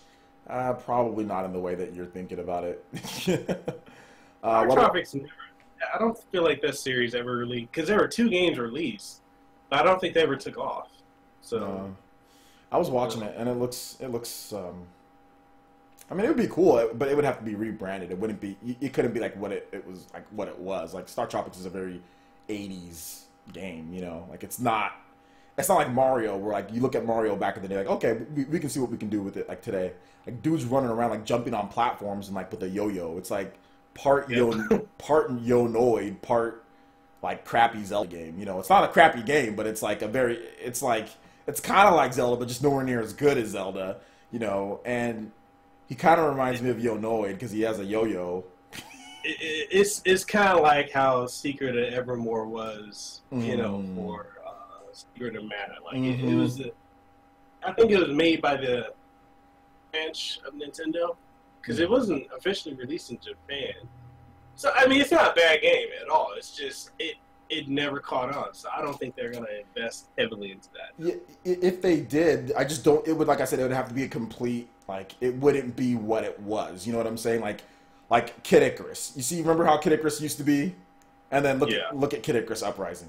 Completely different games. Like that is not Kid Icarus for the most part. You know what I'm saying? Like there's some themes and everything. There's some stuff, but overall that is not a Kid Icarus game. That's an action game with the Kid Icarus franchise slapped on it. And that's Kid Icarus, you know what I'm saying? And Nintendo was very apprehensive about bringing Kid Icarus back. And we still haven't got another Kid Icarus game since then, even though it did well. So for them to bring back Star Tropics, which was less popular than Kid Icarus, it would have to be a completely different game, and we're in HD development. I just don't see them investing the time and money to bring back Star Tropics. They'd rather just make a new IP. So I think Star Tropics is just going to be one of those lost IPs that maybe never comes back. Maybe it does, maybe it doesn't. Shout outs to Real Gamer. What's up, Real Gamer? Thanks for coming through to the stream, man. OJ, chances for a new Earthbound, very low. Very, very low. The guy who does Earthbound, he's moved on from the gaming industry. And Nintendo and other people have shown no desire to make a new Earthbound game. So I don't think all the people who worked on Earthbound, they don't care. I don't think people care about. I don't think Nintendo cares about Earthbound like that. I mean, I don't know. What do you think, Mikkel? I mean, Because we only got what 2 so far. They released Earthbound Beginnings back in 2013, I think. Yeah. And I don't see them really investing heavily in that. It was really quirky, and I think it's a hard sell, especially with Earthbound 3. Like I played the third one, the fan translated one, and there's so much stuff they would either have to change or censor. And I don't think like to a mainstream audience, they're gonna be like, "Oh, here's Earthbound." The mainstream is gonna be like, "What's that?" Yeah. So, I mean, maybe we do get one, but I mean, I would love for there to be another Earthbound because I mean, apparently they think highly enough of him to put Ness in Smash. Then we had Lucas come back as DLC. So I mean, maybe we get Mother 3. Maybe we finally get that elusive Mother 3. What would be dope if Nintendo remade Mother 3 and put it out on the Switch? Like, oh man, that would be like groundbreaking. That would be really cool, but I doubt they're gonna do that. But maybe they do. Who knows? Maybe they do. Maybe they do. We'll see. We will see. Let's see. Any other questions here? Milo has a crazy. He's a sponsor, so I'm going to read what he had to say here. But Milo says, according to one of my sources, they claim that Square Enix is doing The World Ends With You 2 exclusively for the Nintendo Switch. I mean, obviously that would be great, right? But at first I would probably say no way in heck.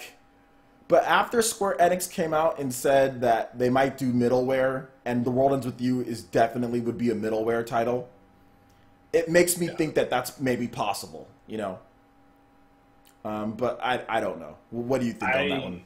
I don't think so. I think it's less than a 50% chance that happens. I think personally, but stretch. It would be awesome, but that's stretch Armstrong. Yeah, Magic Tech review with the $1 donation. Thank you so much. I do appreciate the $1 donation, Magic Tech. Do appreciate that. So that's like saying they would bring back Xenogears. Yeah, The World Ends With You was really good. That game is really hard to play for if you're not like a gamer. That game is very difficult because you're sitting there, you're going back and forth, you gotta manage 2 screens. It's almost taxing on your mind, especially when you get into the really hard battles. The World Ends With You is crazy. It is a crazy game made for a crazy system in the DS. But I love it. I love The World Ends With You.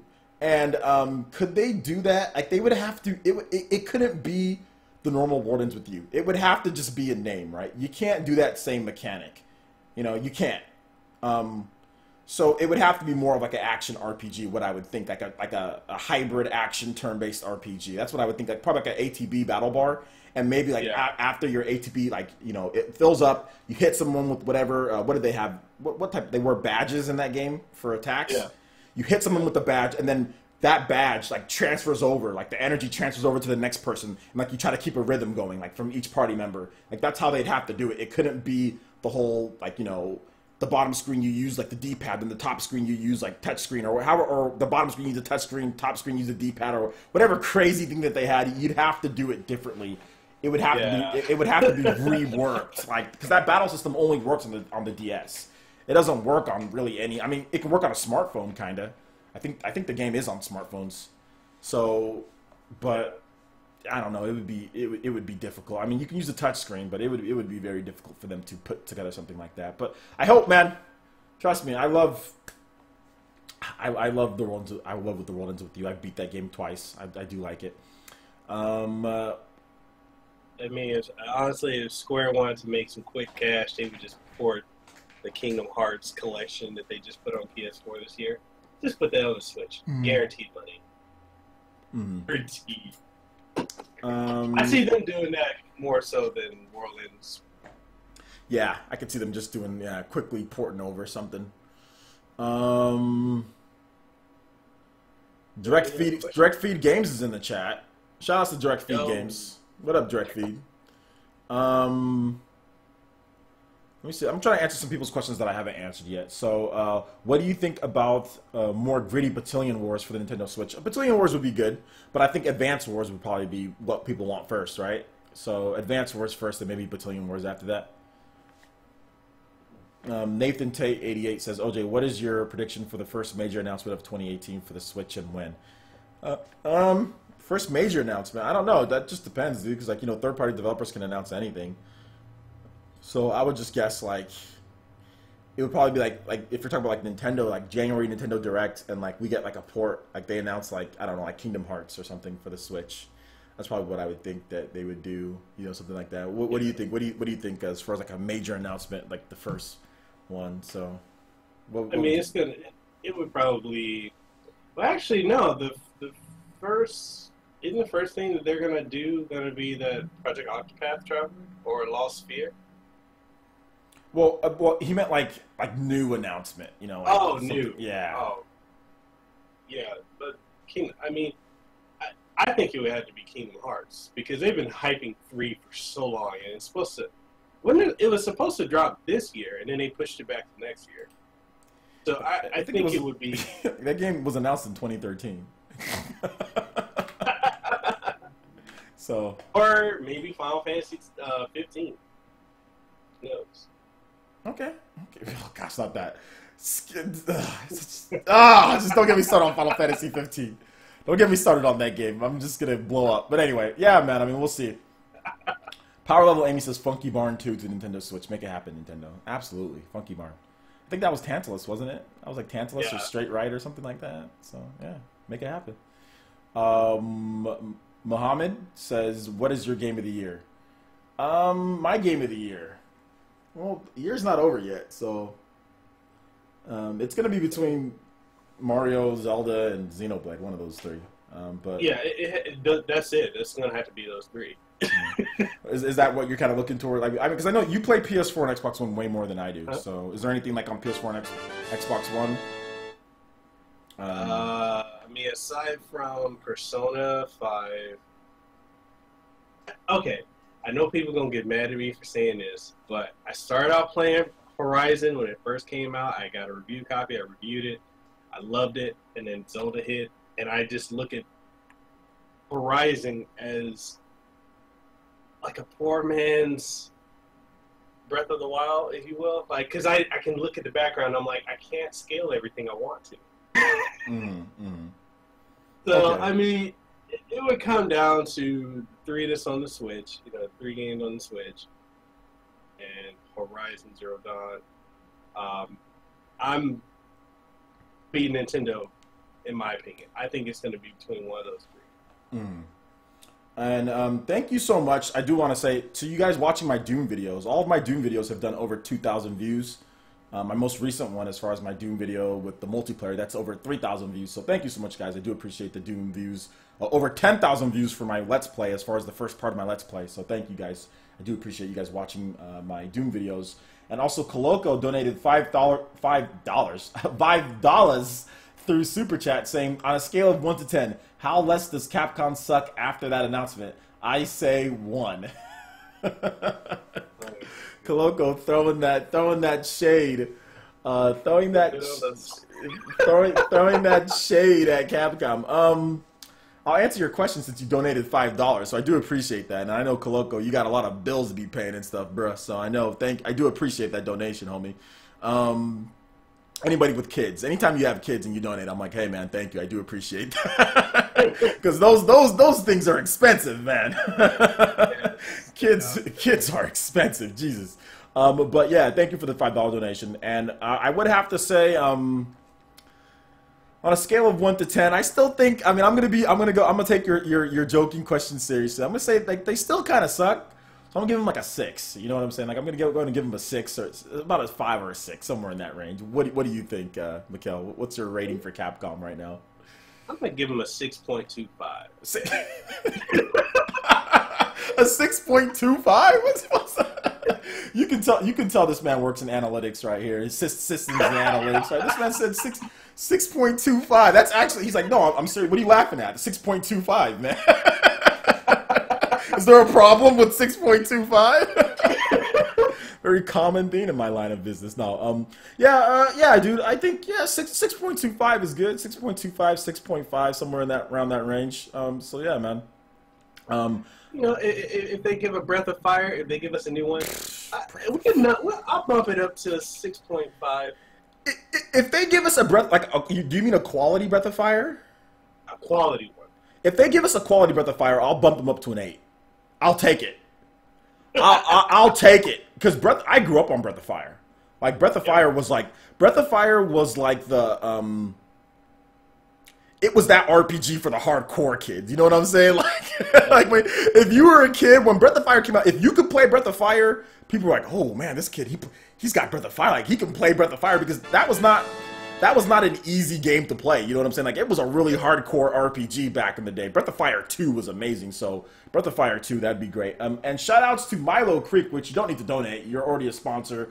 And also a tier 3. I think he's a higher tier Patreon. So thank you so much. I do appreciate that. But Milo Creek with a $5 donation through Super Chat says, OJ, someone made a rumor that Namco is developing Metroid.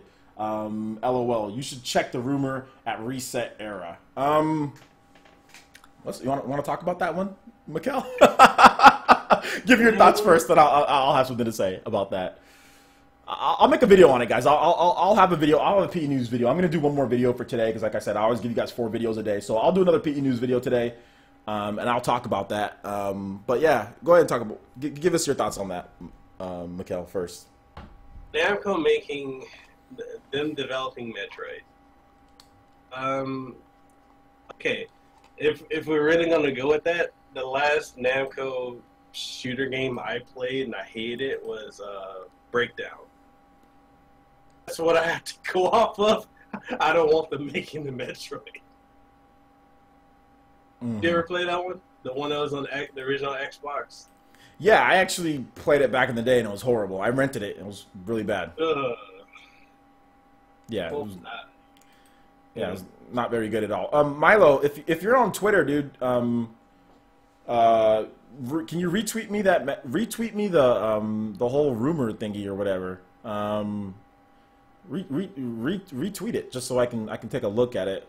But yeah, on Twitter, people are sending me a lot of messages about this whole Doom Digital Foundry type of drama type stuff. It's so stupid. Just go out there and buy Doom, play it on the Switch. If you want Doom, play it on the Switch. Like if you're a Nintendo fan and you want to play with Nintendo fans and you want a good first-person shooter with a bunch of features and stuff, play it on there. If you don't, if you want 60 frames per second and 1080p and all that stuff, then just play it on a different system. It's just options, guys.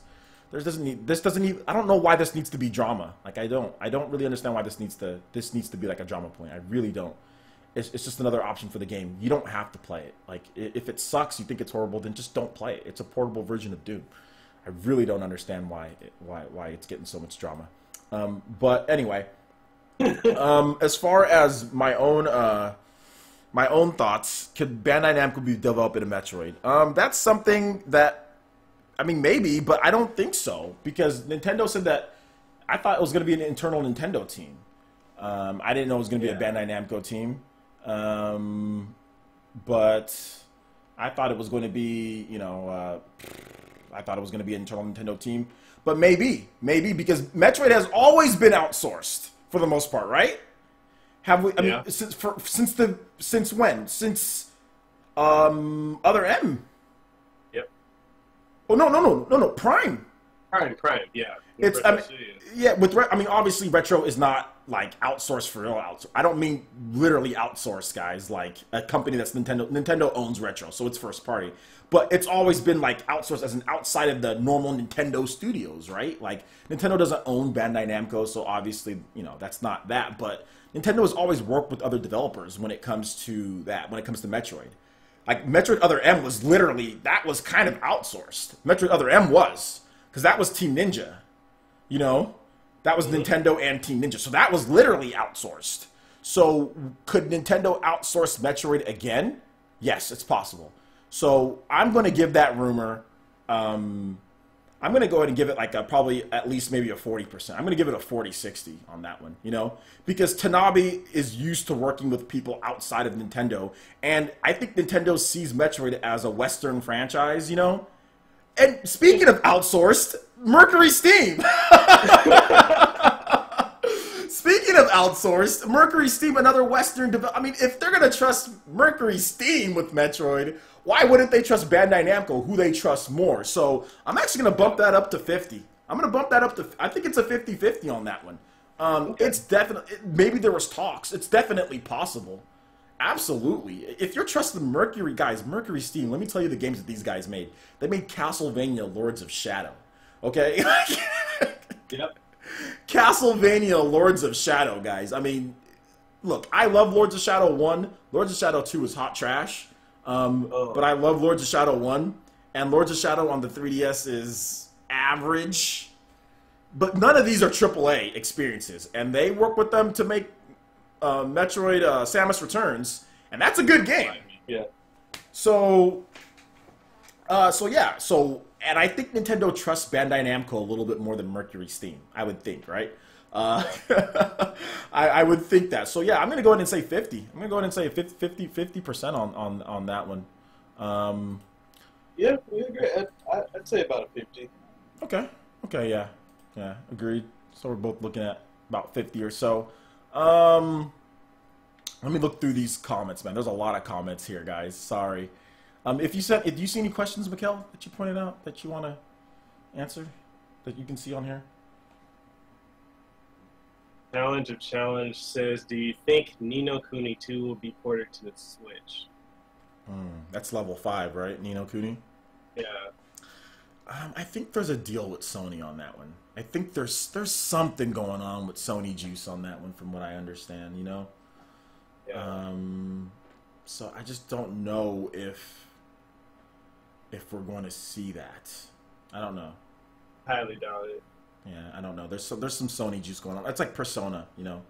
There might be some Sony juice going on. I'm not sure. Which is, I mean, it would be great to have Ni no Kuni, right? But yeah, we'll see. We'll see. Okay, let me try to go through these questions here, guys. What if Bethesda made Metroid Prime 4? I wouldn't want Bethesda. I don't want Tanabe to be working with an American studio anymore, guys. I'm really sick of this whole Tanabe, because Tanabe had issues. At least I think he had issues with Retro.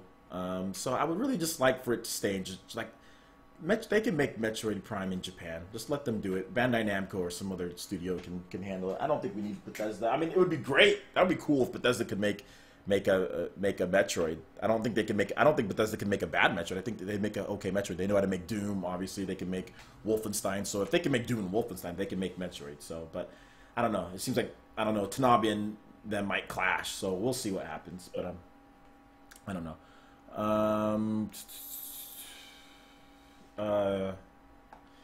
When is Konami going to revive Castlevania franchise for the Switch? I think we might see that more sooner than later, and that's kind of all I'll say on that. What do you think, Mikkel? Especially after how well that Netflix show did, if they based it around, I think the show was kind of a gauge to see if there's still an interest. That show was amazing, super short, but that show was amazing on Netflix. I absolutely love that Castlevania Netflix series. And also, Bomberman sold really well. So yeah. I think it just makes sense for them to do the next classic franchise that Nintendo fans associate, people associate Castlevania with Nintendo. So yeah, I would think that we would see Castlevania maybe in 2018. I mean, we'll see. Yeah. I'd love to see a new Contra. Yeah, Contra would be nice too. Contra would be really nice. I wish Contra on the DS sold more, but it is what it is.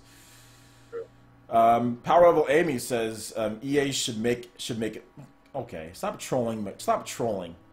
Stop trolling, Power Level. She says EA should make Metroid. They did so well with Andromeda, right? Right. That's a troll move.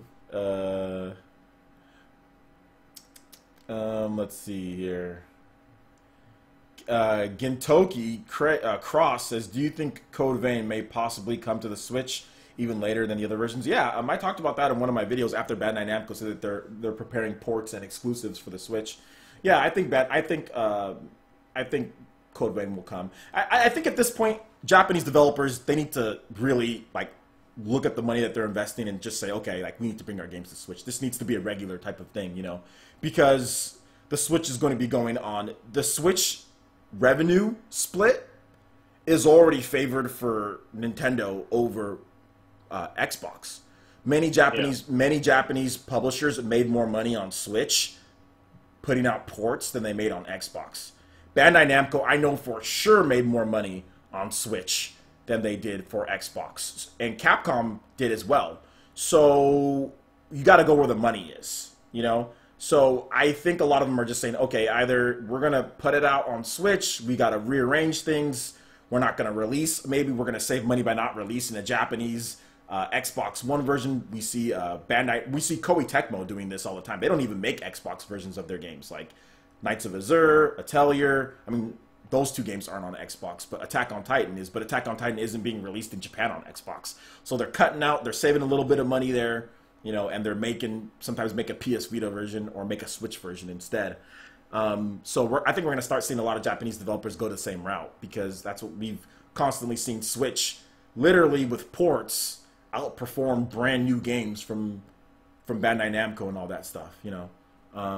Shout outs to Real Gamer for the $2 donation. I do appreciate that, man, because you got 3 kids and a house. So I do appreciate that donation, homie. Thank you so much. Does he have? Oh, he did. Oh, yeah, his wife was pregnant, huh? Yeah. Yeah, 4 kids. My guy, save your money, but thank you. Thank you for the $2. Bro, I need to be donating to your live stream, man. Jesus. Thank you for the $2 donation, man. You don't need to do that, but thank you. I do appreciate that. I do appreciate that, homie. I really do. Real Gamer, big fan of the channel. I know he's got his Real and T show that he does, so shout outs, man. Make sure you guys check out Real Gamer's channel as well.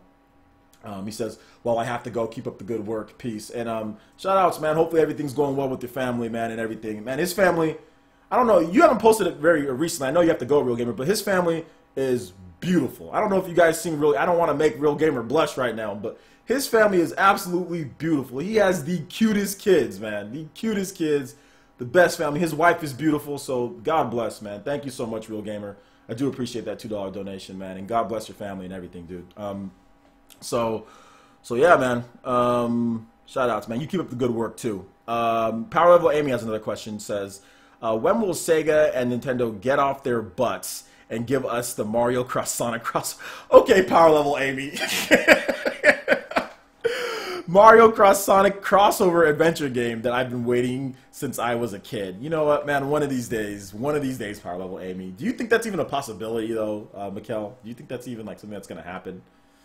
Okay, honestly, I thought that was going to happen back when they started doing all these crossovers with Mario and Sonic. When Sonic showed up in Smash Bros. Brawl. Like, I thought it was going to happen, 10 years ago? You know, or a little longer than 10 years ago. At this point, I don't even know. I think if Sega wants to make a decent, they need to just let Nintendo make it from this point.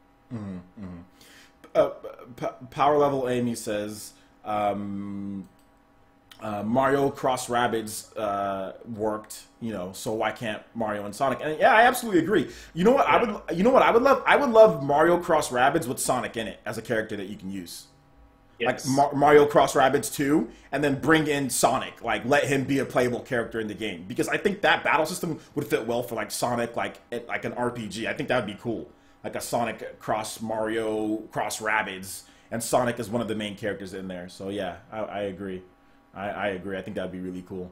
Ms. Crow says, love you, OJ. Love you too, Ms. Velvet. Thank you so much for coming. I do appreciate everything that you do. I do appreciate that. So definitely much love to you, and definitely really feeling it. Really feeling it. Monados for you, Ms. Velvet. Let's see here. The Fire Blast 32 says, what are the chances of Mario and Rayman crossover? I think they should probably put Rayman into there too, right? Of the Rabbids, like Mario plus Rabbids 2, then Rayman's in there as well. Couldn't they do that? Yeah, I think that's a possibility. Yeah. Okay. Gintoki Cross says, maybe if Nintendo were to buy Sega. Nintendo is not going to buy Sega. That's ridiculous. If I was Nintendo, I would not buy Sega. Like, you know how much overhead that you'd have to absorb? You'd absorb all of Sega, and then you'd absorb all of Atlas. That's just too much. I think that's just too much money. The value Nintendo would have to pay. Think about it. EA paid nearly a total of $450 million for Respawn. One studio. Think of actually Titanfall. One game, one studio, $450 million. Think of how much they'd have to pay for Sega, who literally owns a bunch of IPs that are valuable, who owns the Sonic franchise, which I understand doesn't sell as much as it used to, but the IP itself is valuable, more than what they actually sell. It costs too much. The value is too. That's why people keep saying, Nintendo, buy this company, buy this company, buy that company. It'd be too much. Nintendo could not absorb, at least I don't think that they could absorb Sega. The price would be way too high for everything. You know what would be a better idea? If you want to spend some money, just buy IP, just buy exclusives. You know? You want an exclusive game, just spend money hat. Just money hat for the exclusive game. That's way cheaper than actually buying the whole company. Like, let's say Nintendo was like, okay, you know, we want 5 exclusives from you, Sega. Just spend the money. That's way cheaper than buying the whole company. So when people say buy the company, no, don't buy the company. Just buy the exclusives you want. Just buy the games that you want. That's why you see, you know, you don't see Sony buying these companies. You just see them buying exclusives, you know, or just buying exclusivity or just buying certain things because it's a lot cheaper and you can get the same results, right? You want it exclusively on your platform. No need to buy the whole company. All Nintendo needs to buy from Sega is Guys of Arcadia and Phantasy Star, or just commission them to make it exclusive, right? Just be like, hey, yeah, we want a new Skies of Arcadia on our game. We'll fund the development, which Nintendo's done before. Sony's done this before. Microsoft has done this before. This is a very common practice, you know. Nintendo did this with Bayonetta 2. Everyone wanted a new Bayonetta. Nobody wanted to pay for it. For Sony and Microsoft, Nintendo said, we'll pay for it. We got Bayonetta. So, and that's Sega. They've already done this with Sega themselves. So I can see them, maybe they do the same thing with Skies of Arcadia. I think Skies of Arcadia could be something that they do it with. So we'll see. We'll definitely see. Yep. I would love to see Valkyria Chronicles on the Switch. I would love to see. Yeah, I think it's time, for that game. Like the original Valkyria Chronicles. Yeah. Yeah. You play that new one? Unfortunately. Oh man, that new one, that set the franchise back, my guy. Like that, I think they might have killed that game. That new game killed the franchise. It might have. They really need to go back to the. I don't know what Sega was thinking with that game. Why? So I don't need to open it. I didn't even open it out of the package. The fact that you bought it, that was interesting. Because I was coming off of that HD remaster. I was like, man, I'm loving this. Yeah. Oh no, because I was like, oh, it's another one. But then I started like seeing reviews for it. It was super mixed. So I was like, just go in the backlog. But now that you're saying that, I'm like, it's not very good. It's nothing like Valkyria, like the real Valkyria Chronicles. You know, it's nothing like that. It's not a very good game. I mean, I'll give them effort for trying because there's a lot of good mechanics in the game. There's a good game hidden in there somewhere, so I'm not trying to just completely crap on it. But the game looks worse than Valkyria Chronicles on the PS3. Graphically, it looks worse. This is a PS4 game. This is a PS4 Xbox One game, and literally graphically, it looks worse than Valkyria Chronicles on the PS3. It is. I don't know what happened with that game. Maybe one of these days, Liam Robertson will do like an Unseen 64 Valkyria Chronicles or something, so we can find out what happened to that game and why it went so wrong. But yeah, it's not a very good game. But I mean, like I said, there's a good game hidden in there, but it's hidden pretty deep. So yeah, man. But yeah, we'll see. We'll see what happens with Valkyria Chronicles. Comment section is flowing. Yeah. Velvet says, to all of you who like the feed, hit the sub button, support the greatness that is PlayerEssence. Thank you so much. I do appreciate that, Velvet. Can Nintendo license use of Sonic to make their own Sonic game? Thinking of Mario Cross Sonic Olympic. Yeah, Nintendo could if they really wanted to, yeah. Although Nintendo usually does it the other way around. Nintendo usually pays for an exclusive game, so the other company makes the game. I mean, Nintendo very rarely pays for a license, then have their own developers use that license. Nintendo, I mean, that's kind of looked as it like beneath them, you know? Like, it's like, wait a minute, hold up, we don't need anybody else's license, you know? Like, Nintendo doesn't do that. Nintendo will let other people use their license for a game, like Mario Cross Rabbids. That's Nintendo saying, okay, here's our license, you can use it, Ubisoft. Because that is believe it or not, that's a 100% third-party game.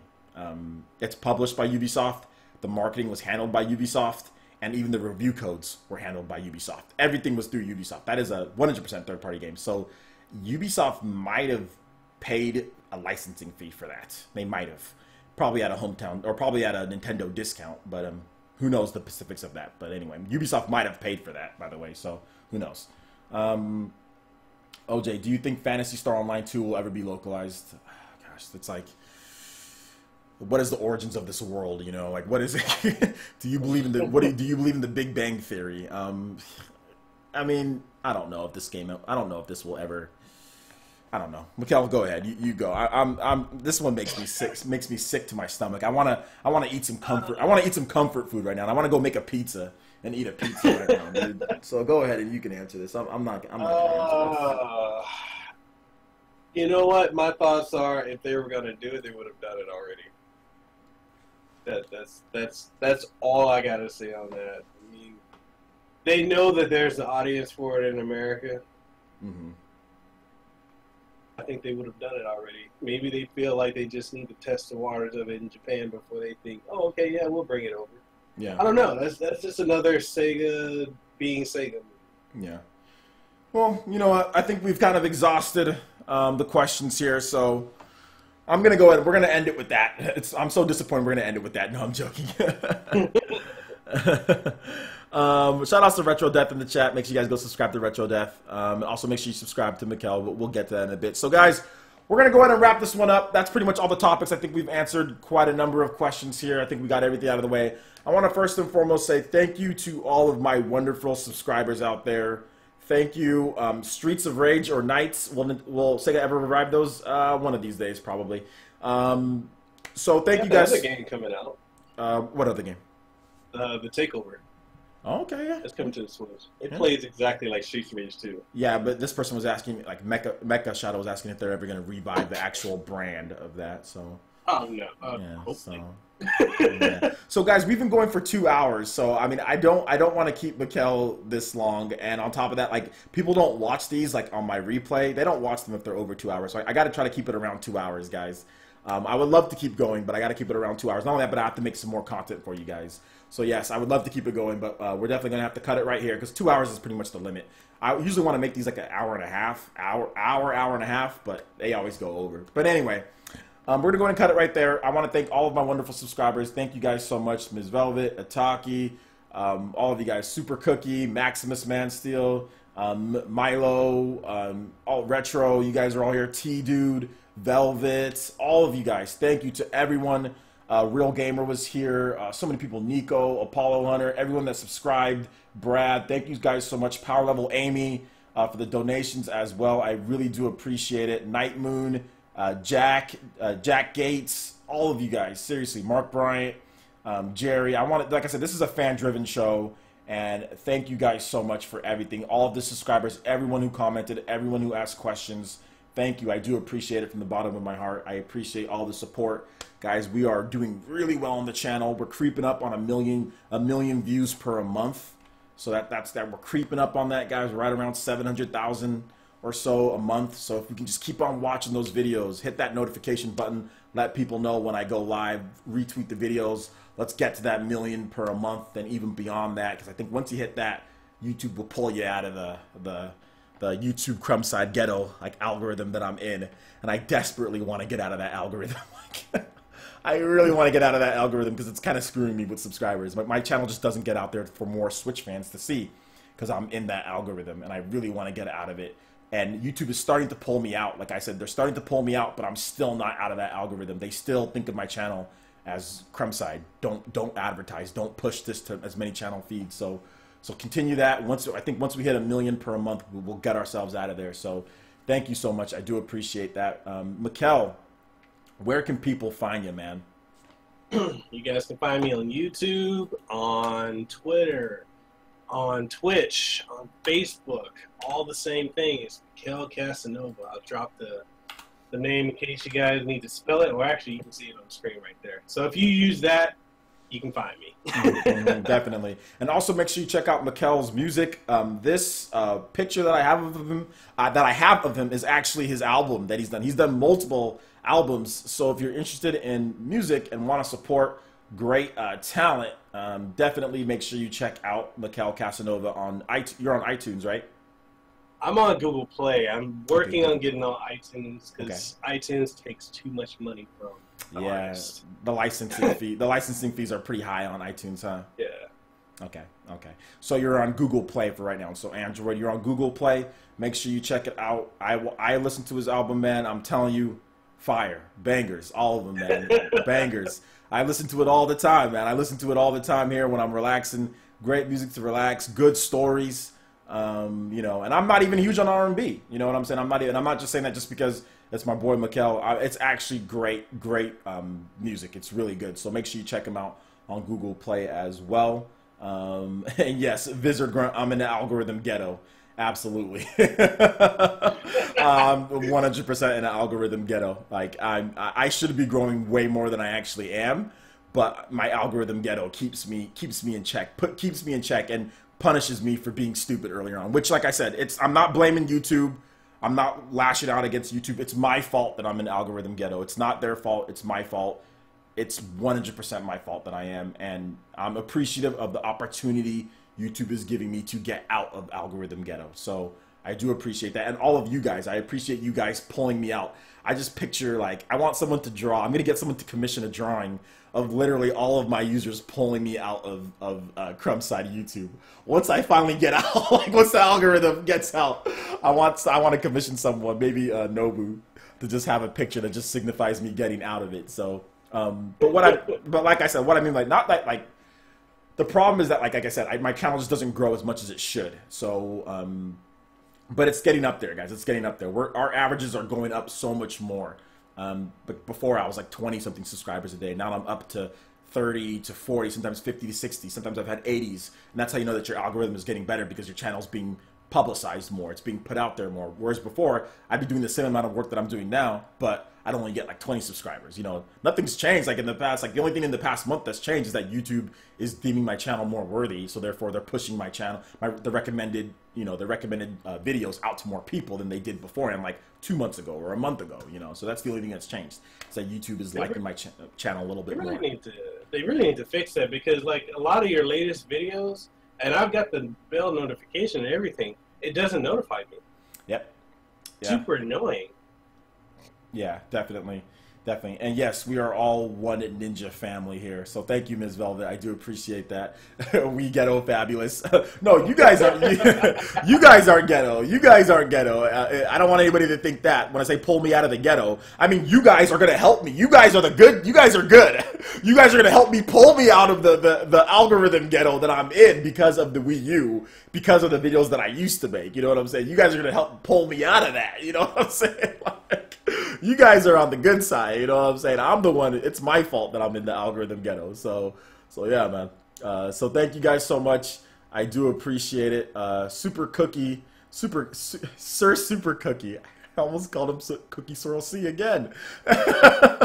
So shout outs, thank you so much. I do appreciate all of you guys. Headbands, I'm really feeling it. Monados for everyone. Thank you, and we will see you guys for the next one. Like I said, make sure you check out the links description below. We've got links over to all the social media, all that good stuff that you guys want to know, want to follow us on Facebook, all of that. Make sure you check it out. So thank you guys so much for watching. Do appreciate it. We'll see you guys for the next video. Peace out. Peace.